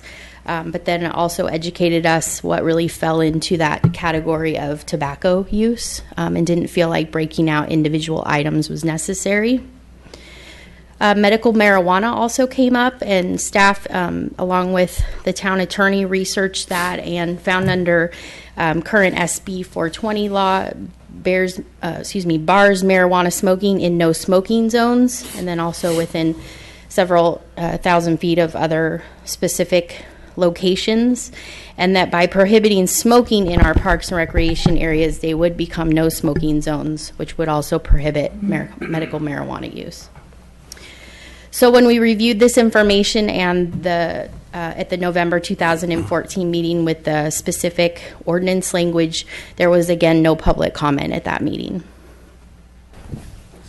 So taking information from surrounding cities that have approved municipal code changes, as well as from Peggy Click and Jim Tennant, we brought forward the language as it states, Chapter 12.12.290, which is titled Prohibiting the Use of Tobacco Products in Town Public Parks and Recreation Areas. It states, in town public parks and recreation areas, the use of tobacco products, including but not limited to cigarette smoking, use of electronic cigarettes or similar nicotine delivery devices, and the use of smokeless tobacco is prohibited. Parks and recreation facilities are defined as parks, trails, landscaped areas proximate to recreational facilities that would including community center, community hall, and any other similar facilities. So in addition, we are asking for the addition of 12.12.300, which is prohibiting the use of tobacco products in town public parks and recreation areas, and the enforcement piece of that, which I stated earlier in the staff report, would fall under the municipal code section listed as an infraction. So I'm happy to have Susan Wickers here tonight. She is the chair of the Parks and Recreation Advisory Commission. She'll give you a little bit of information on how that process went, as well as Jim Tennant is here from the Tobacco Coalition and Stop Napa County Tobacco Coalition and Stop Smoking program here to just help answer any questions and say a few words to you on this item as well. And I just want to point out that if you decide to move this item forward tonight, we would be one of the last cities in Napa County to make this firm choice to say that we want our parks and recreation areas to be healthy for our citizens and visitors. And we'd be joining over 100 different municipalities in California that have already enacted this. So, thank you. Thank you. Any questions to staff report? Councilmember Dornbecker. I'm sorry. Go ahead. Councilmember Dornbecker. Go ahead. I noticed that in my reading, I came across a misdemeanor charge. Can you enlighten me when smoking would become a misdemeanor? That would be a good question, possibly from was that in my staff report or? Yeah. Mr. Mayor, members of the town council, let me get to that portion. It states that it is an infraction. If you look at section 12.12.300, and it previously these types of offenses would be could be a misdemeanor because it's a violation of the municipal code. But what was changed in this ordinance was that the use of tobacco in parks would be an infraction. So there's no penalty other than a fine. All right, and let me see, did I have? That's on page 3 of 7 in the staff report, On just above the page conclusion. 6 of 7 in the resolution, it says under chapter 12.12.300, prohibiting tobacco use in town public parks and recreation areas enforcement. Pursuant to the Town of Yountville Municipal Code 1.20.010, general penalty, violation of tobacco use in parks constitutes an infraction unless such violation is specifically designated. What does that mean? Yes. It could be a misdemeanor unless it was specifically designated as an infraction. So that That's the exception to the misdemeanor rule. all right. So that means that it's an infraction and not a misdemeanor. Yes, council member. Okay, thank you. Thank you. Any other questions, Vice Mayor? Well, I'll follow up on that. So somebody calls the police. Person says, I can do whatever I want to.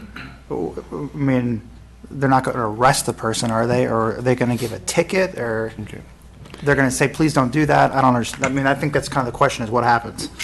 I don't understand what happens. Sure. From a very practical standpoint, if a person is caught, is smoking in the park in violation of the code, they would be given a citation, no different than jaywalking or anything to that effect. Correct. If they do anything further in terms of resisting, then that becomes a different penalty, non-smoking related. Got it. So how much do they have to pay for this citation?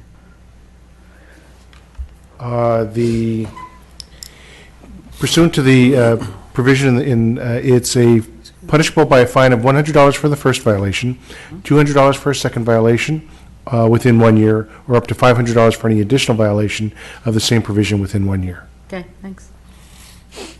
So the first time somebody's caught smoking, they could be fined $100. Well, I want to clarify, because I think, Mayor, Council, that's a great question. The philosophy that we've had in our conversations with law enforcement would be first, education, awareness, encourage them to stop smoking. So I don't want to create the impression that somebody goes, lights up, and the sheriff walks by, they're necessarily going to get a ticket.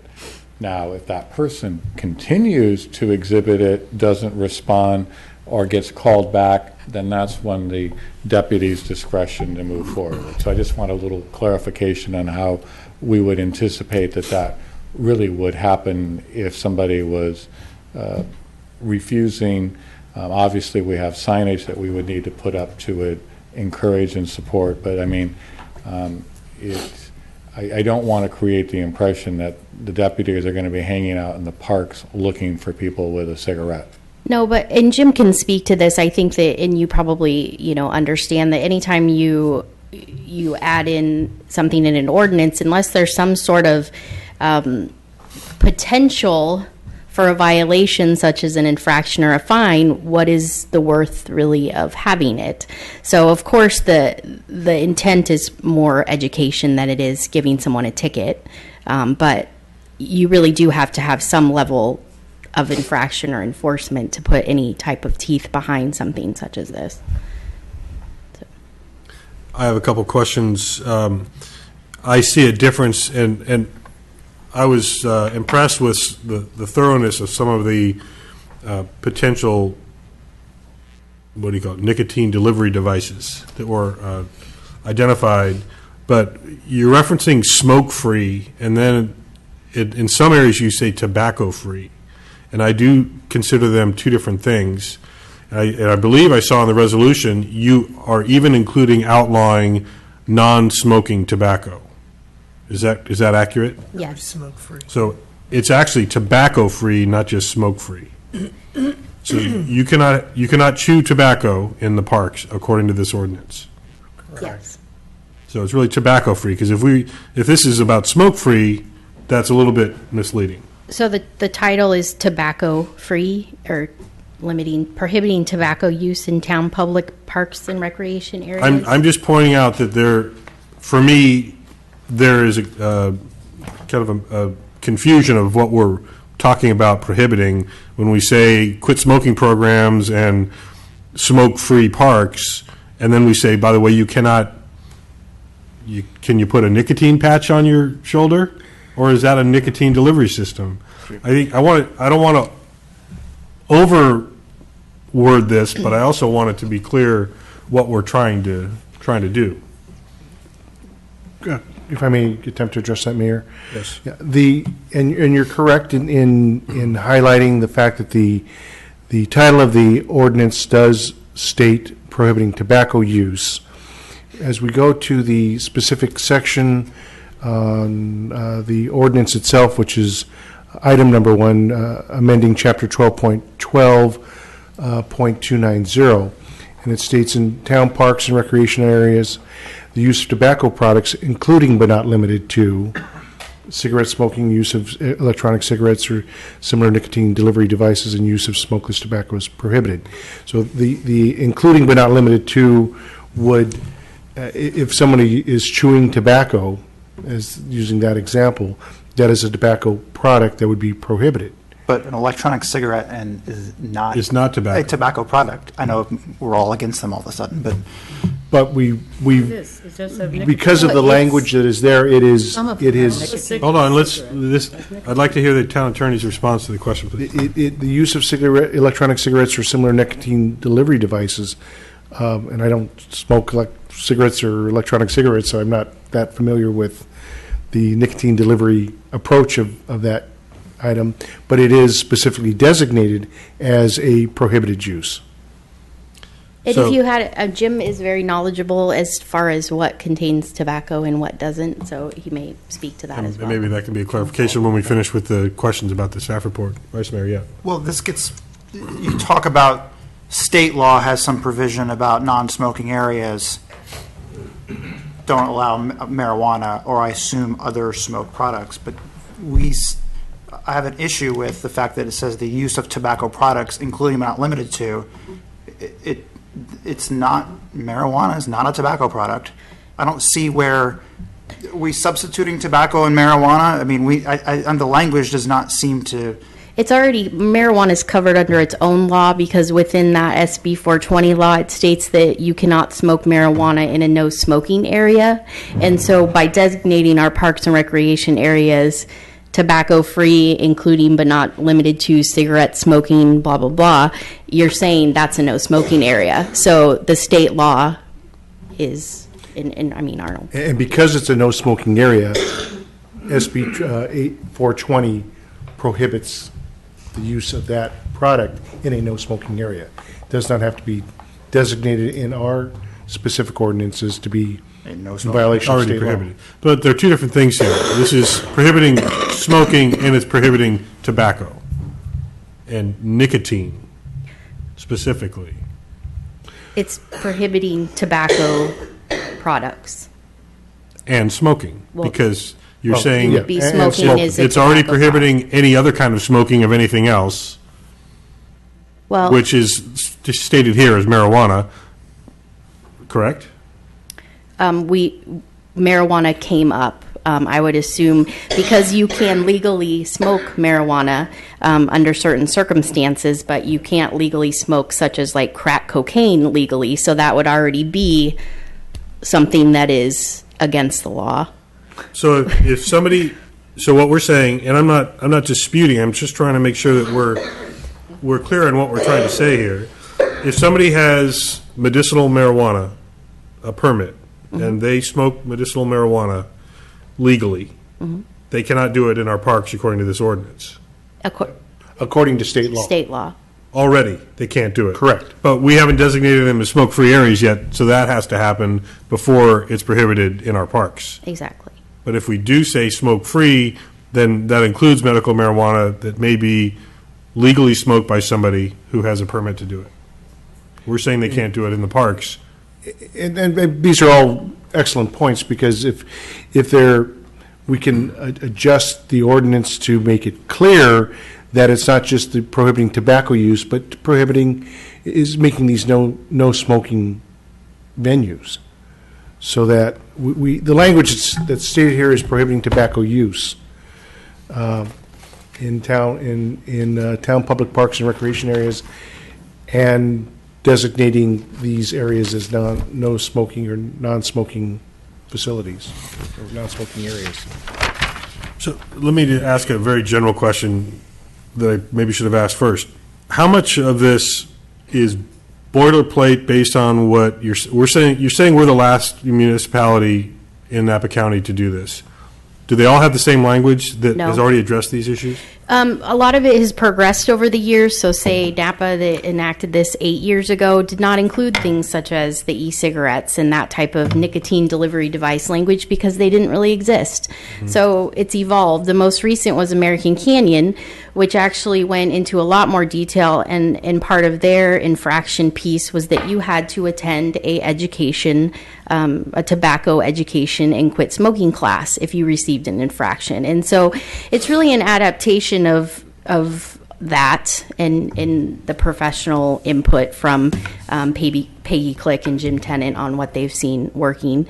And I've done, I did quite a bit of research on how it's worded in other places. So it's kind of a hybrid of things that It is a have hybrid. happened. I didn't feel like some of what is enacted was appropriate for Yountville, such as what American Canyon did. Right. Okay. I'm just curious because I may be overanalyzing elements that basically the state of California has already said this is the way the language should be, and who am I to, question the state of California, right? So, okay. Are there any other questions of the staff report? I'd be curious to hear potentially some expert analysis of what we're all discussing. So I'll invite members of the public to speak to either what we've already talked about or thoughts of your own. Welcome. You sat through all this. We've got to have you both speak. Thank you for that.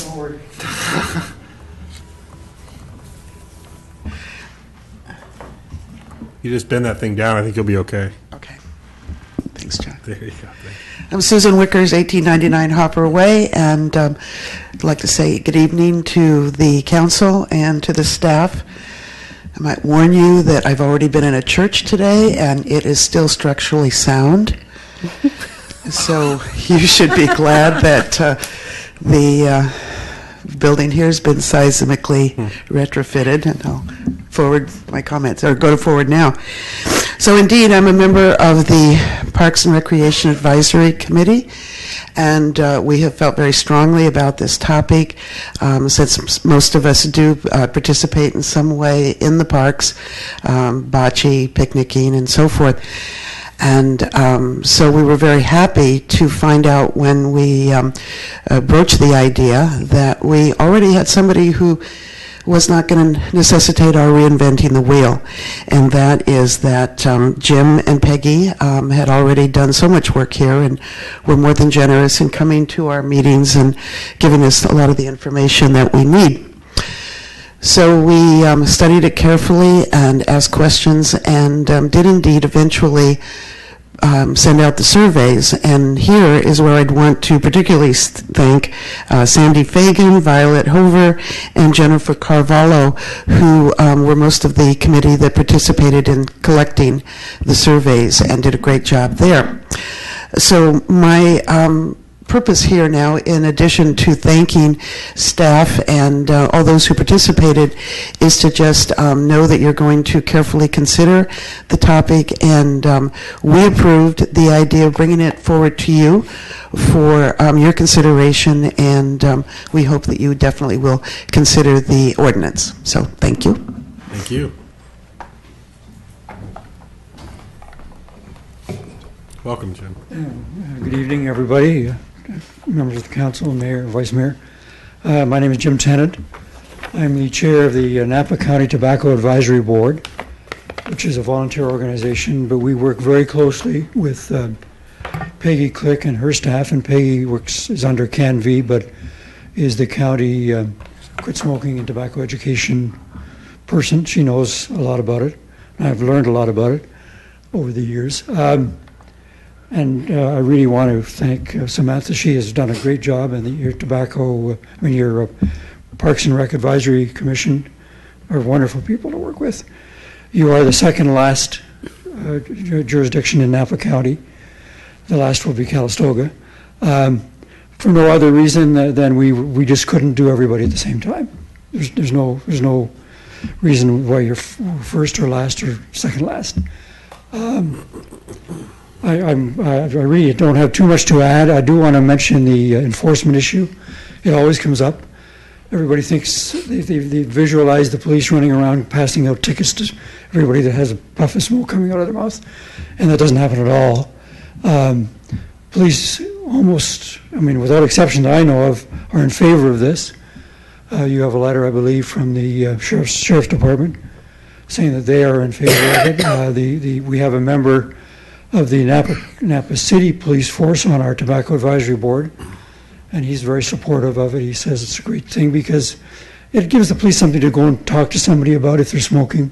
Sometimes, not always by any means, but sometimes if somebody's smoking, there's some other issue too. They're smoking in front of a sign that says no smoking.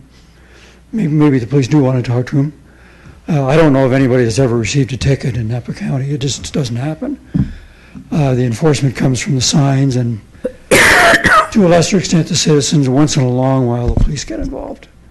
But it's not an issue. It's not a problem. If there's any questions, I'd be happy to answer them. The e-cigarette issue is relatively new. E-cigarettes are being promoted as a way to quit smoking. They're in fact a way, research is showing, they're a way to get kids to start smoking. They're not at all useful in quitting smoking.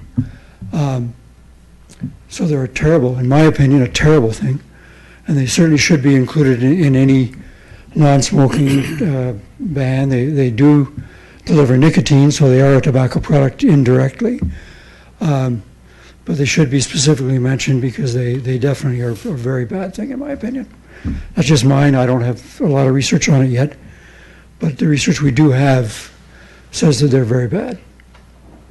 Do you have any specific experience as it related to our discussion about medical marijuana, and if somebody has a legal permit to smoke medical marijuana, that would still be prohibited under the no smoking component of this? I've never heard of it being a problem. As was explained earlier by somebody who's much more knowledgeable than I am, because I'm not a lawyer. But the state law does specifically ban smoking medical marijuana in any no smoking area, anywhere. In a bar or a park or a restaurant or anywhere. So it doesn't have to be mentioned in this ordinance because it's covered by state law. Okay. I have a question. Yeah, Councilmember Hall. Yeah, thank you for coming tonight and for sticking with us. I know it's getting late, but just a couple quick questions.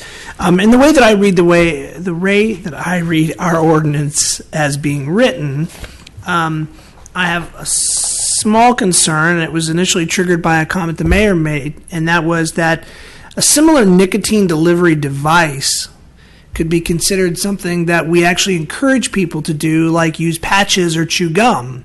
And wouldn't we be discouraging people from doing those things in our parks when we actually would want to encourage that rather than smoking tobacco? That wording was put in to anticipate any new products that come out, like electronic cigarettes, which weren't even thought of 5 or 8 years ago. You're probably right. It probably does cover patches. But I don't know how that could ever be a problem. Patches, you don't put a patch on your forehead. And if you did, nobody would care anyway. You put it under your shirt or on your shoulder. Right, but again, by ordinance, it would be an infraction. I mean, you could revise your ordinance to say, however, any device that's accepted as a way of helping people quit smoking is exempted. We don't know what those devices may be, and they can emulate some of the devices we're just now. I don't think it's anything to worry about, but you're right. If it were me, I wouldn't worry about it, because it's never going to be a problem. If somebody's chewing gum isn't generally used in quit smoking programs, they use the patches. I have an employee that uses nicotine gum and to Yeah, discourage her smoking, and it's done a it's used by individuals, but the quit smoking program. I understood. Encourage the patches. Yeah, that's my only comment. Any other questions, Councilmember Dornbecker? Yes. Are there any parks in the Napa Valley that you know of where they do offer a designated smoking area? The only one in Napa County is the is the state park. Boothday does, because they have overnight camping, and they did approve that for Boothday and Skyline, specifically in the camping areas. Kennedy? Not at Kennedy, no. And the reason for that was that they felt that if somebody's camping overnight, they're going to smoke anyway. So they'd rather have them smoke in a designated smoking area than around their tent, where there's a big fire hazard. Mm-hmm. Also, you may have noticed recently the Veterans Home campus has gone to a completely smoke-free campus. There's some additional signage. Also, continuing the trend, a number of our hotel properties are going smoke-free, and in that spirit as well. One other question I asked you, are you aware of any significant litigation from the tobacco industry against municipalities that have passed these ordinances? No. I've never heard of anywhere in the country. Okay. Thank you. I think those are the questions we have for you. Okay, well, thank you very much. Hopefully it was worth your stay of the whole night. Absolutely, no problem at all. Thanks very much. That does it for our public, so I'll invite the council for further discussion. I'll just point out what I already mentioned. I made a note about edible marijuana, but I don't think that applies here. We're not specifically prohibiting marijuana per se in this proposed ordinance. I still question some of the non-smoking tobacco prohibited uses. And I think, our president chews nicotine gum.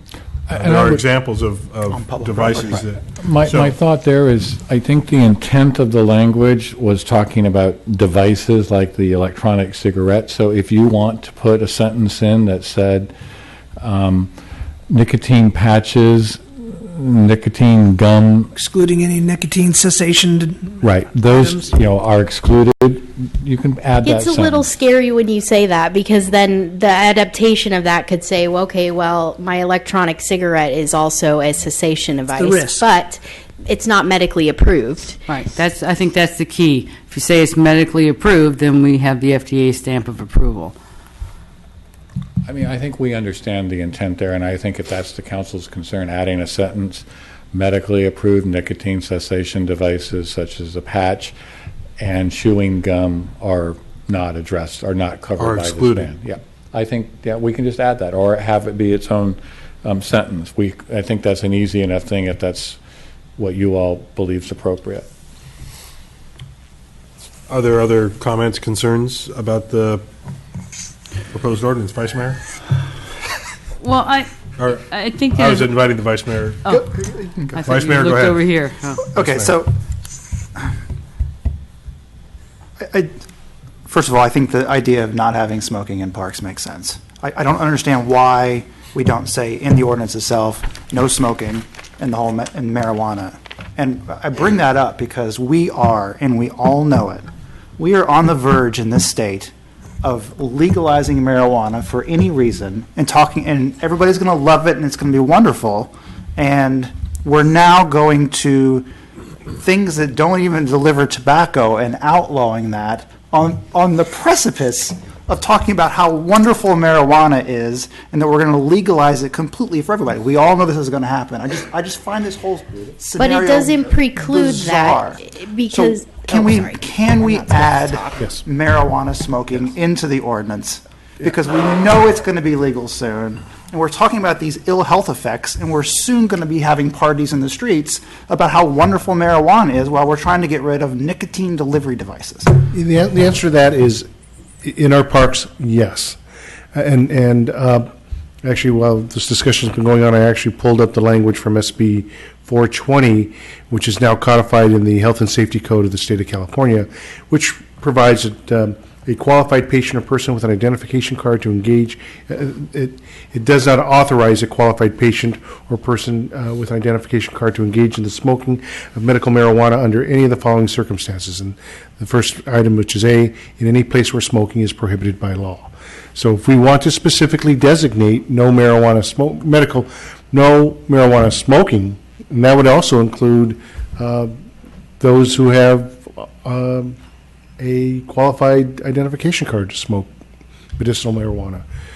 We can put that in law because it's not inconsistent with state law. Would it not resolve this question if we just said smoking of any substance? Is there a reason to not say that? Do we have to have the word tobacco in here to make it a buzzword? When Council or Vice Mayor Chilton brings his device down to cook a roast or whatever it is that he cooks in there, he will be smoking in the. But I think what you do lose is the electronic cigarette piece of it, because technically it is a nicotine and a tobacco delivery device, but is it technically smoking? I mean, there's a lot of jargon to take into consideration. Okay, Councilmember Mueller, you had something to add? You could say it's the same comment. We were just on the same wavelength. I definitely want to see the words smoking. I see tobacco used a lot. I want to see smoking, and I want to see marijuana and not medical marijuana in there too. So we could say prohibiting the use of smoking and tobacco products in town parks and recreation areas.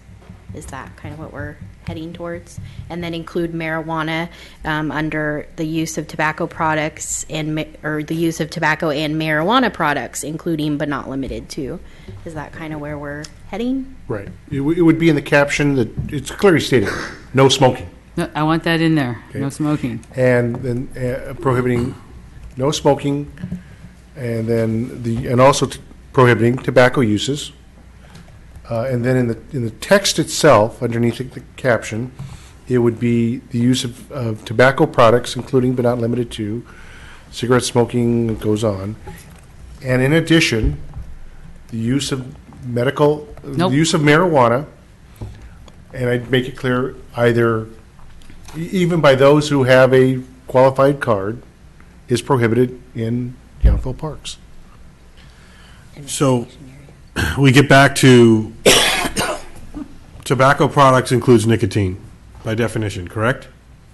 So if we say Under prohibit what we all have tobacco currently, yes. products, that I think unintentionally includes a patch or gum or another what would be considered, unless we add this FDA approved medically, so if we allowable device, meaning patch or gum, and I don't know if we're going to have another type of device that will be Food and Drug approved. We don't know that. And if the council wishes to exclude those out, we can provide exclusionary language to nicotine patches, nicotine gum, if you wish. I think we all understand what the intent is. We just don't want people lighting up a cigarette, legal or illegal, smoking products such as that. What intent's one thing, that's not what it says. Yeah, I just don't want to be arguing with somebody smoking marijuana in Veterans Park like I see just about every day. I don't want to be arguing with them about it, so I want to be able to say, it says right here. So I'm going to recommend that we continue this to our next meeting, because I think we need to clarify the language and the intent of the language. I think there's inconsistency in here, and it's all well intended, and I appreciate the fact that it was very thoroughly reviewed, including e-cigarettes. Totally makes sense if that's the intent of the ordinance, to eliminate individual people smoking, not barbecues. So in an effort just to be clear on what you would like to come back to you, can we recap Please. what you've said? So including the word smoking in the title as well as in the body, including but not limited to the items that we've listed, and also marijuana, not medical marijuana, And then also providing exclusions for FDA approved or otherwise language that's appropriate nicotine delivery items.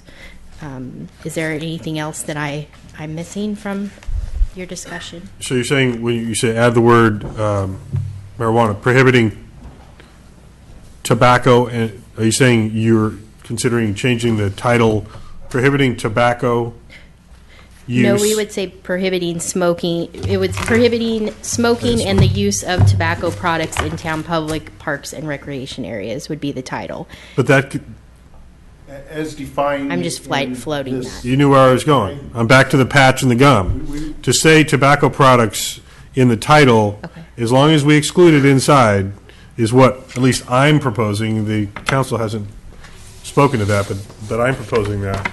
So you feel like that it's just saying smoking in town public parks and recreation No. areas is inclusive, or No, I think the way you worded it is fine, as long as there is that exclusion in the body? in the body. Yes. And if we may, Mr. Mayor, receive some direction from your colleagues as to whether that they're on board with that, too. If I'm the only one? Well, when you're saying in the, In so the there's ordinance. two things when you go to, I know there's the ordinance. Right. There's this document, but when you go onto the town website and search through the municipal code, you see 12.12.290 and 12.12.300 and nothing else. You don't see No. all these recitals, you don't see all that. Well, So what We will he's talking retool about this needs to consistent be with in the there. direction of the town council. Okay. So rather than recrafting it, I think the word has been on the fly tonight, we'd rather be able to have that opportunity to go back and retool it completely.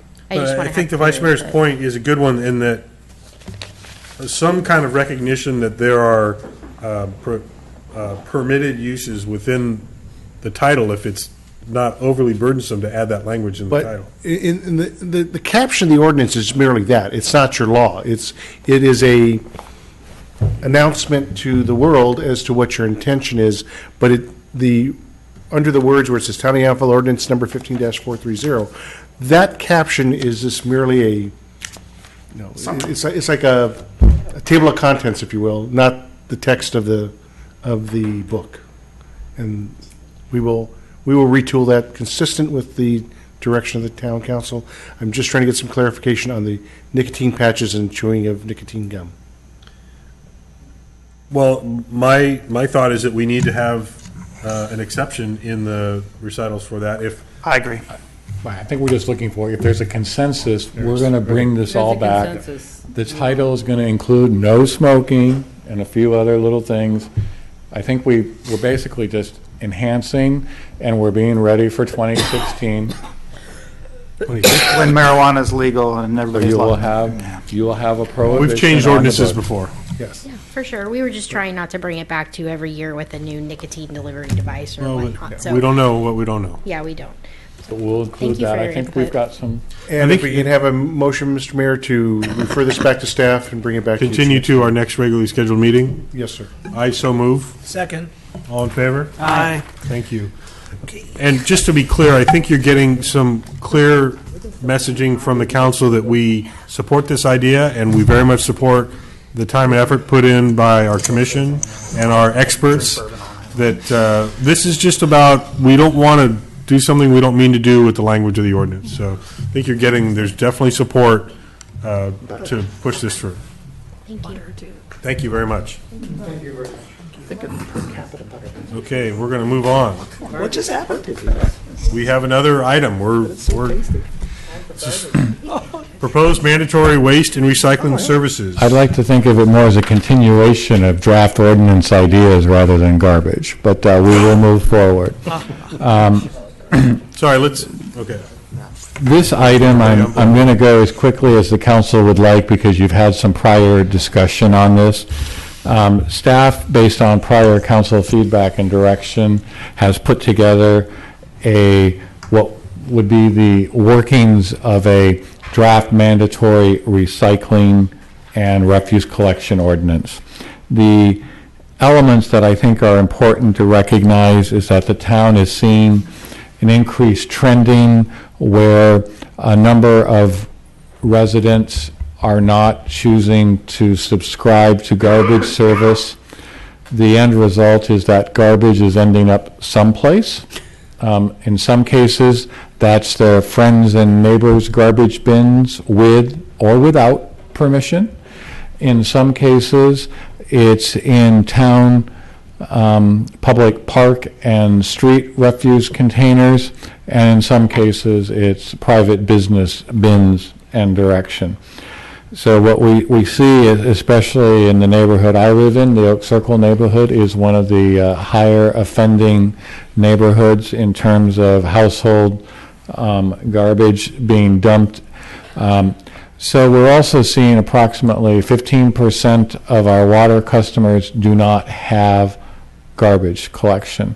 So in short, there's a couple things that we look at, one of which is current cost implications. So when a property owner, and I'm going to use the word with water service because generally we would all agree if a person has water at the property, there's activity going on and they may generate waste. And waste includes recycling because here you're paying for the whole removal process, whether it's garbage, recyclables, or the green waste. So what we're looking at is over time, somebody is paying for that garbage removal that those people aren't, whether it's the town public general fund, whether it's a neighbor or a private business owner. We also have future rate structure implications.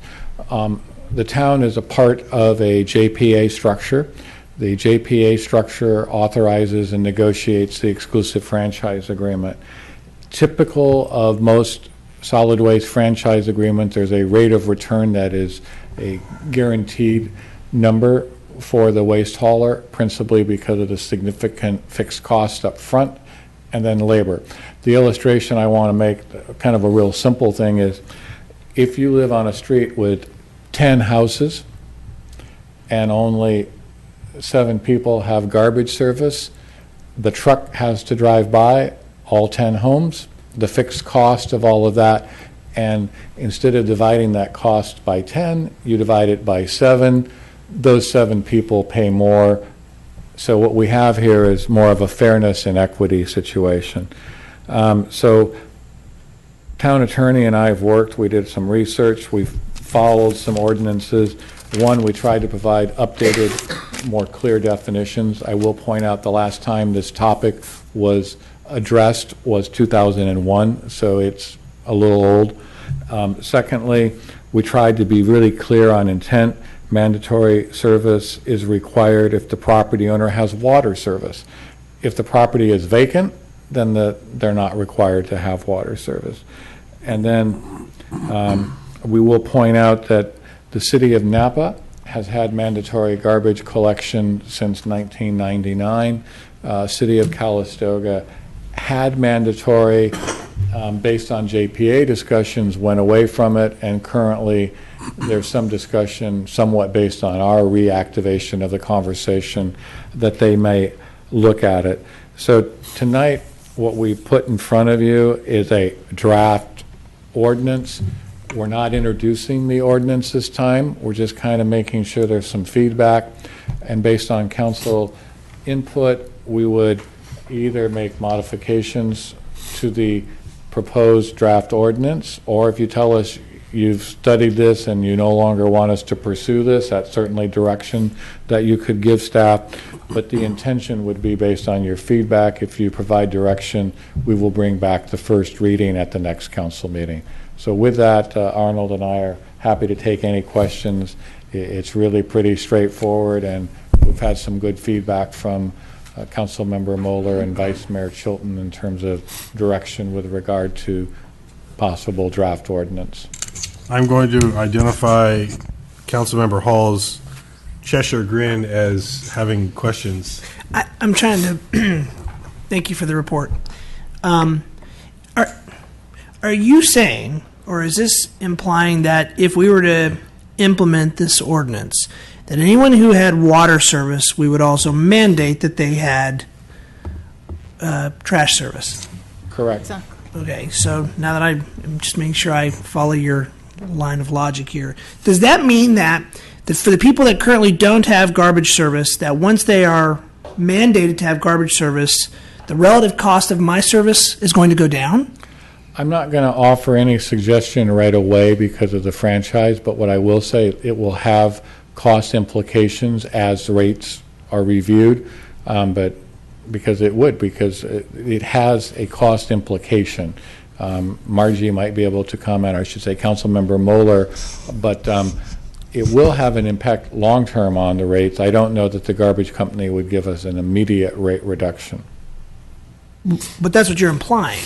You're saying that today I share the fixed costs over fewer people, so my relative fixed cost is higher. I'm sharing that because that's how the rate methodology, it would take a little bit of time for them to get that into, because the JPA has to negotiate the rates, but that is a part of the evaluation of the rates.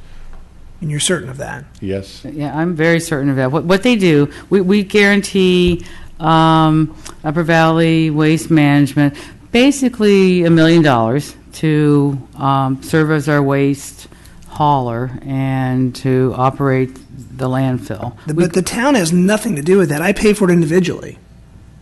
Right, but Correct? that's who you're paying. You're paying part of his $1 million guarantee to run a business. That's a service to us. Though, really, Right. isn't it? Please? Isn't it a percentage? They get a percentage, so if the Well, we costs go basically down, agree rates go down. to give them a minimum amount of money, and that's basically the ballpark.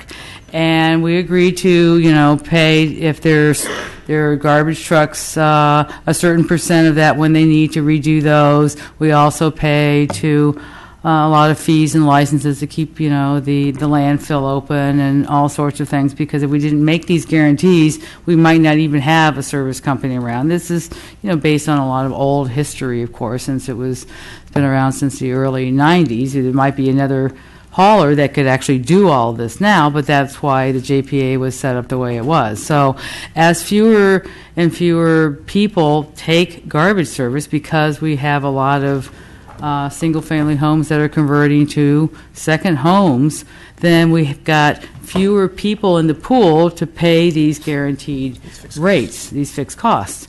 And that trend's increasing in Yountville. We've seen it in the last census. It's happening in St. Helena, and also in Calistoga. So what we're going to result in over time is that there have fewer people living here full-time, needing garbage service, that will be paying these fixed costs to a greater extent than what we're doing now. So our rates will keep going up. Now, as we have more people in Yountville adding to that, if a rate goes up, it might not go up as much. But that's really the kind of the long-term trend, because as we all know, we've got our brown can, and when we first got that, we all said, oh, it's too small. Now we look in there, on Sunday night, there's hardly anything in there, so because we're doing all this recycling. So there's a lot of impacts that a lot of this is happening over time that I think this is something for us to kind of start discussing now. More questions about the staff report? I do. Other questions, Councilmember Well, Dorn? I have a question of Councilmember Moeller. So isn't it true that the way we are billed as residents for our trash pickup is by the container? So if you have a small brown container, it's one price, and if you also add the, recycling bin, that's another price in it? Well, we say that the recycling, the blue bin and the green bin are free, but basically they're all fixed into that brown can price. Now, we do have two sizes of brown cans, and Napa actually has three. They have one even smaller than what most of us have, but that's another story. So you basically get the blue can and the green can. That cost is fixed or is incorporated into your brown can. So in this ordinance, is it possible that we could at least provide to the residents who do live, have a second home here and are here very, infrequently or only on the weekends or whatever, that they could have the minimum brown can? Yes. The one, Is the, that the in that- smaller one. is We that only in have the two ordinance? sizes. Just that service. Yes. Yes. And I also would say that's a good point, Councilmember Dornbecker, that Councilmember Moeller and a few of the board members, and that may be something we provide some direction, but I do think we would encourage the Upper Valley Waste Authority to look at that even smaller initial garbage can, more similar to what the Napa Waste Recycling Services. I've certainly brought that up, and I could not get board support, but I can certainly try again. But yes, we're not telling them what size they have to have. Most, I would say, 90% of our customers choose the smallest service right now. And you'll note that there are some folks with the full-size brown ones that are the same size as the recycling or green waste. Vice Mayor. Okay, so I have one question is in the staff report. The current language of our ordinance, which seems to have to do more with, I mean, it says mandatory collection, but we don't really have that. Hold on. It gives two exemptions, one of which is the owner occupant does not generate sufficient solid waste, and you transport it somewhere else, which I find specious. The second one is the owner occupant has arranged for shared solid waste disposal with the owner occupant of another structure. So we don't have that term in our draft ordinance. Is that correct? We don't, because we're not providing, and I have to be very honest, as I went on in the staff report, whatever program the town put in place, there's no management of this but we could fix to that. show. So I think my question is, but so here's my, we kind of go back to the original discussion, which is, I don't really have the concern about second homeowners. You come up here and you spend $800,000 on a house and you tell me you can't have trash collection at your house. Instead, you're going to go stuff it in your neighbors, or you're going to take it up to the dumpsters at the businesses or stick it in the town ones and freeload because you don't want to pay $70 every 2 months or whatever it is. And I just find that preposterous.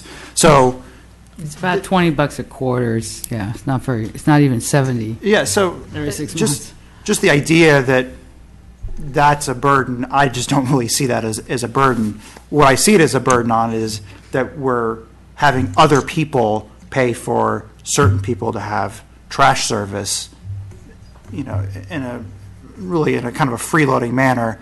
And the second one is we have some people who, in the past, have just stacked up trash in their side yards. They certainly come and put it in the dumpster that I pay for at my business and do that kind of thing, which I don't think is very healthy. So are we really going to see a big cost change when you look at the whole cost of the entire system? And that, not really. But you do have some people who are contributing to higher costs.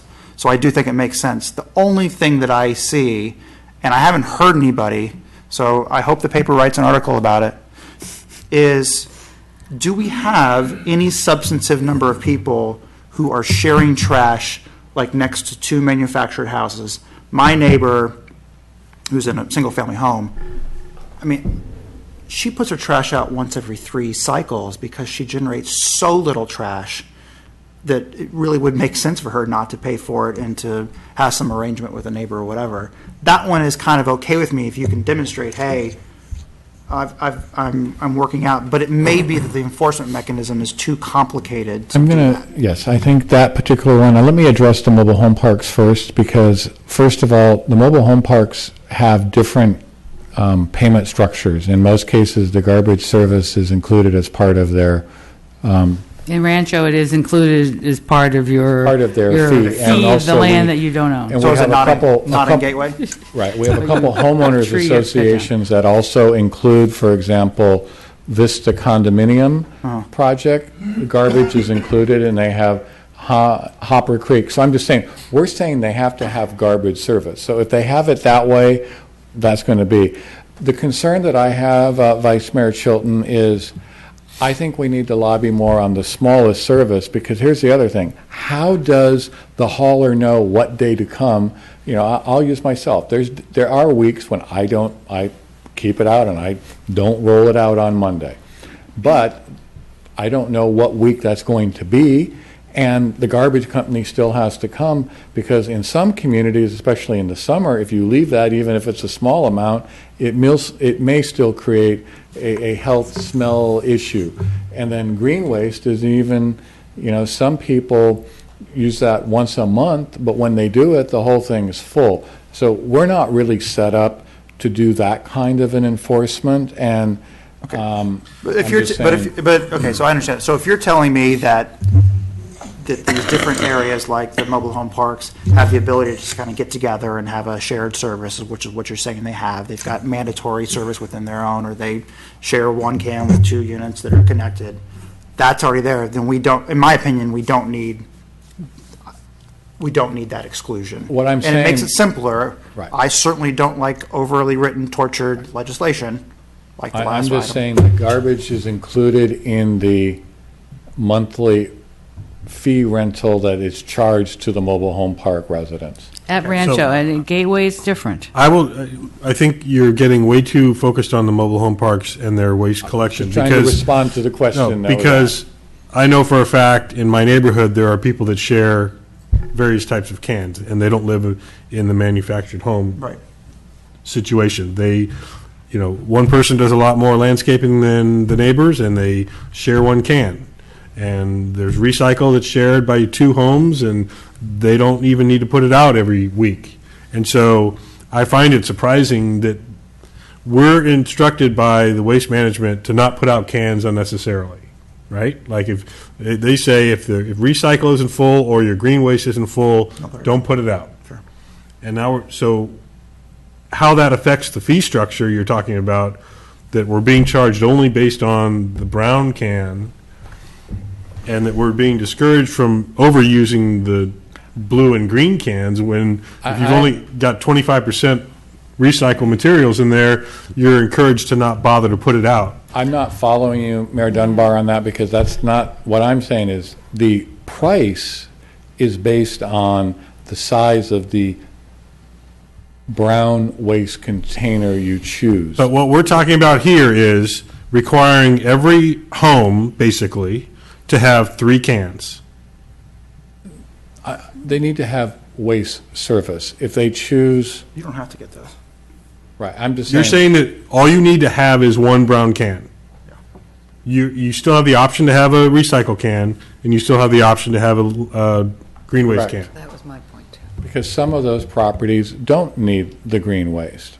I must have missed it because I didn't get the separation of those. I think we're talking apples and oranges here, because one is a relationship with the waste hauler, and trying to draw back into the focus of this ordinance, which is to require mandatory waste collection process. That's what this ordinance addresses. We're not trying to define how that's accomplished, because that's a function between the town and the waste hauler. This is to require that that every property in town, if they are, let's go back to. Well, so let me interrupt you for a second. If you read the ordinance, the first and second points. Right. Now therefore, refuse and recycling services. So you're not just talking about the brown can. Section 13.72.010 and 13.80.010. All premises within the town that have water service shall have refuse and recycling services through the contacted waste collection permittee and franchisee. That, to me, says 3 cans per household. Well, I recognize that, but, and again, I haven't delved in that deeply into the contract with the permitted franchisee. But if, I think as Steve is indicating, not everybody is required to have. But in here it says you are. It is the definition of what refuse. I think if I could piggyback on what Arnold is saying, right now the current delivery of refuse and recycling is 3 bins. You may recall there may have been a time differently when it was done different than that. And there could be a point in time when we get to a commingled bin. So what we're really saying, though, is because we have to separate garbage and recyclables. So we have to, by state law, we're mandated to do that. I think we are going into an area that is, we're saying service. And right now, the current service delivery model provided by Upper Valley is 3 bins. We have some people that choose not to use, especially the green waste bin. And some people don't choose to use any of them. You are, this language right here says we are telling people you are required to have 3 bins per household. No, John, I can't agree with you on that. It says, Well, hold on, it does say. Refuse and recycling. It says, water service account shall have refuse and recycling services. So I think the point is, Arnold, I think this is a draft, is if we could just make it pointed that our intent, at least my intent, and it sounds like the mayor's intent, is we want people to get their garbage trash, and we're not forcing them into, because I remember when I signed up for it, they said, well, do you want a green bin and do you want a blue bin? And I said yes, but they're not going to deliver it, and they're not going to spend the money if you're not going to use it. So our ordinance should just say you have to have trash service. I hear the point. I hear the point. And that makes me think you're not going to change it. No. I will change it to as I said earlier, to the council's direction. As Steve has mentioned, AB 939 requires a recycling process. Okay, now if it's not being done, either in many other communities they have bins like we have, or others they just throw it all into one bin and it's recycled at a transfer station or some other recycling station. I think what we're looking to do is add language as really it's intended to have refuse and recycling services by our contracted waste collection permittee or franchisee as required by that company, so that if or maybe as required by the property owner or where am I at? Can't we just put in a statement that says this does not mean to this should not mandate, to compel that you must take a yard waste and a recycling bin, right? Unless required by. Correct. We can add that language where it's not a mandated requirement. That would be the easiest way, the way we've written this, That's to fine. add that exception. Well, I'm just reading the first 2. No, we hear points of the ordinance. We hear what you're saying in the practical delivery, and that's what. But we also want to make sure that the element, because we do have a goal. We're also, as Arnold mentioned, AB 939 is the town's responsibility ultimately to ensure that But I'm just thinking out loud. In several years, we will probably be at a sole source bin, and then food and green waste will be down to 2 bins.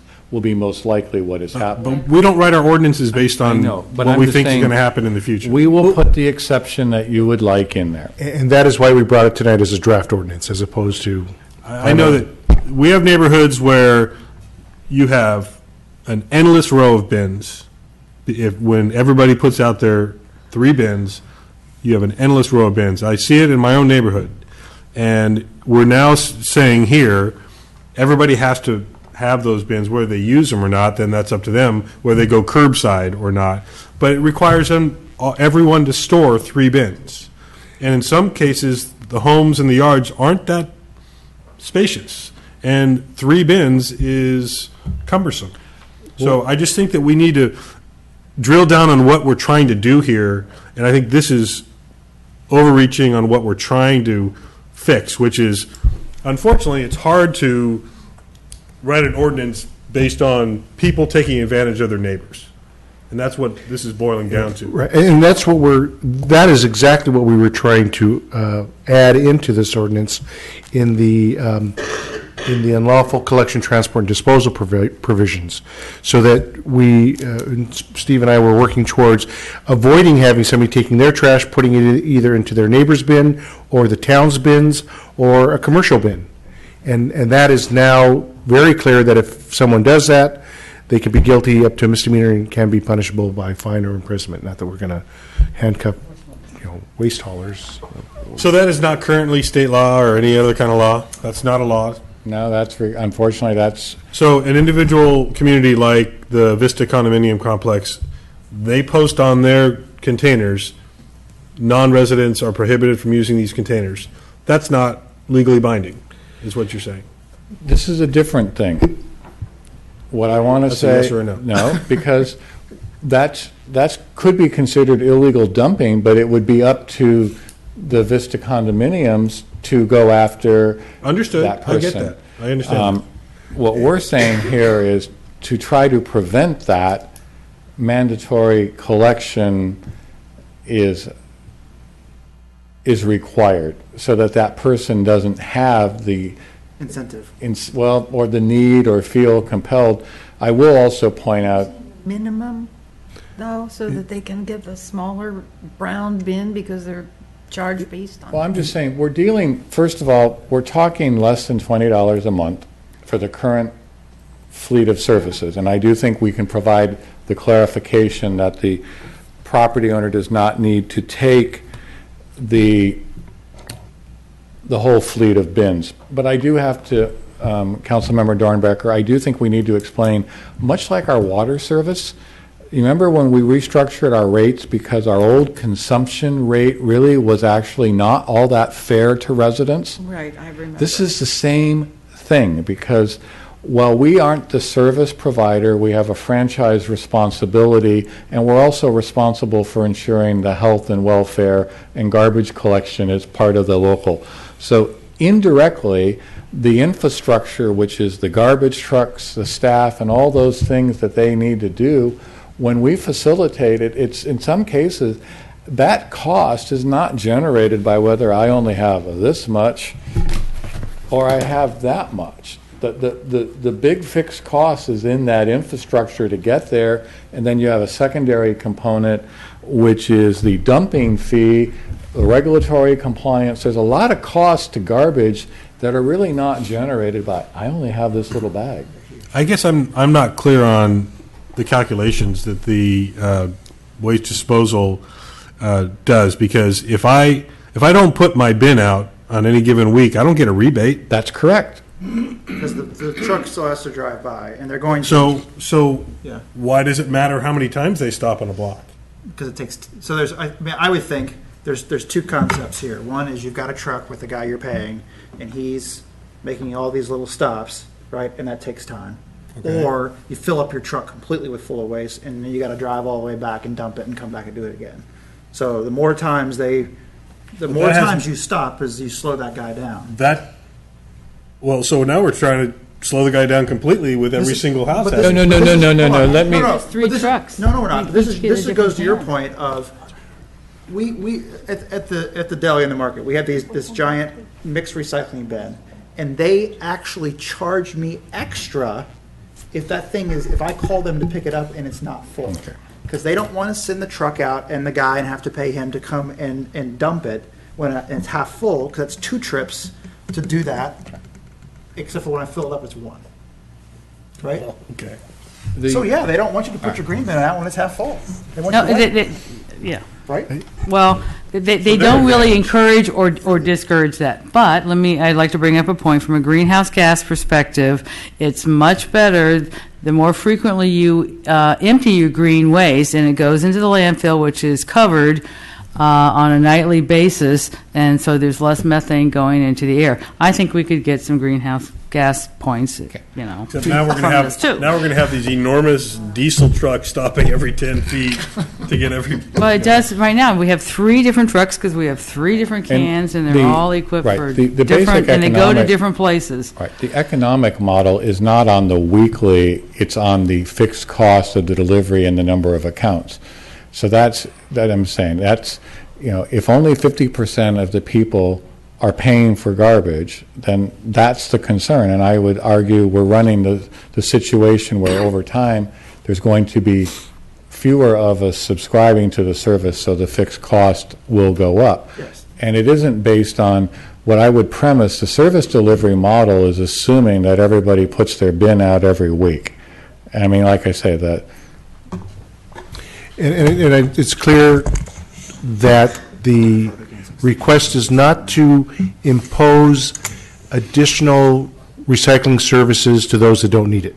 That's the message. You're gonna make that clear. We're gonna make that- in the We'll add a text. sentence in there, yeah. So if I'm reading this correctly, this whole thing is based on 13% water customers not having garbage service, not 50%, 13%. 13 to 15% based on our last survey, yes. Now, I also point out, this is generated by council inquiry. this is not staff, if you don't feel the need to do this and you don't think this is an issue, you don't have to direct us to do this. But there has been feedback that this is something we should be addressing.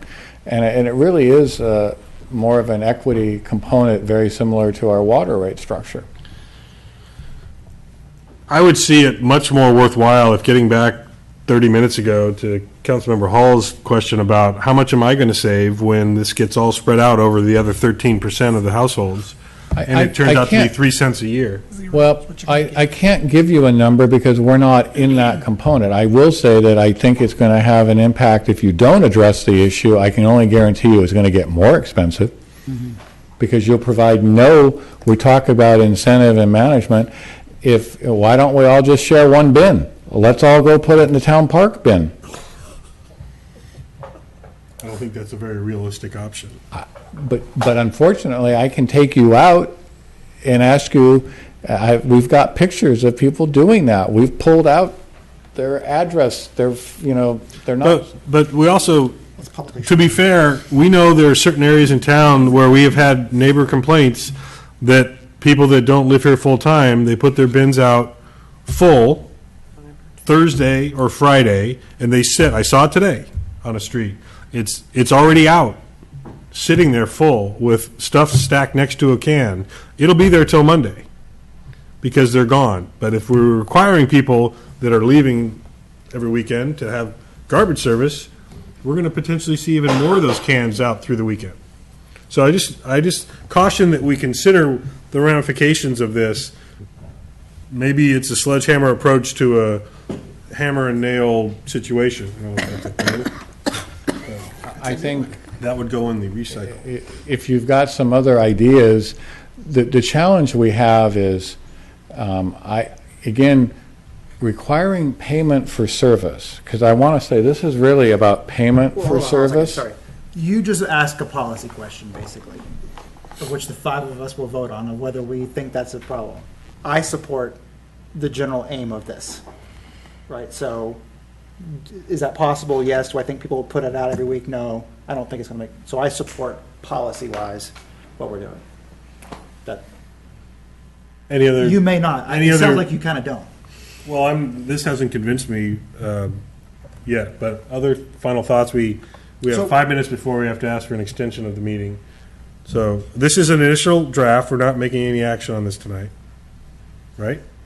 That's correct. We're asking for your feedback so that we can bring back the proposed ordinance if you'd like one or not. Well, that's what I was going to say. I don't want to set you guys off rewriting ordinances if me and Margie are the only ones who think this is a great idea. Well, I'll throw in my 2 cents that I do think it's a good idea because I really see what's coming at based on AB 32 and the efforts. I've seen them both. They're on the books in Napa, and they're probably going to come to us. We're going to have to be putting quite a bit of money. I'm talking about $5 to $7, $8 million into our landfill and how we're collecting waste and disposing of it. For greenhouse gases, because these are all county plans that they've approved their climate action plans, and a lot of methane comes out of the dumps, and so they're putting a lot of restrictions on them because they're trying to get their numbers down, and so we're going to be paying for this. So our prices that we've been paying over time, I think that we could there'll be some grants and things like that, but I think that there could be some significant changes in the future, and the more that we can spread the pool against all residents for these types of, this is a service just like water or electricity or anything else that we all use every day, whether you live here on the weekends or not. So did I hear you just say that the town of Yountville, the residents of the town of Yountville are going to owe up to $8 million for the landfill? No, the JPA, right now, there is proposals for up to about $8 million for upgrades at that facility. How much are really going to happen over time or not? I can tell you that probably $1.5 or $2 million is without a doubt going to happen in the near future. But for you to argue that there's $8 million or even $4 million in upgrades, or $1.5 million in upgrades, or we're going to make that difference up with 13% of our residents. No, we're not getting going to, but brown cans. the likelihood that our rates are going to keep going up, not only because we have fewer people living here full-time contributing to that, plus the extra pressures from climate action plans here, there's a lot of pressure on rates going up.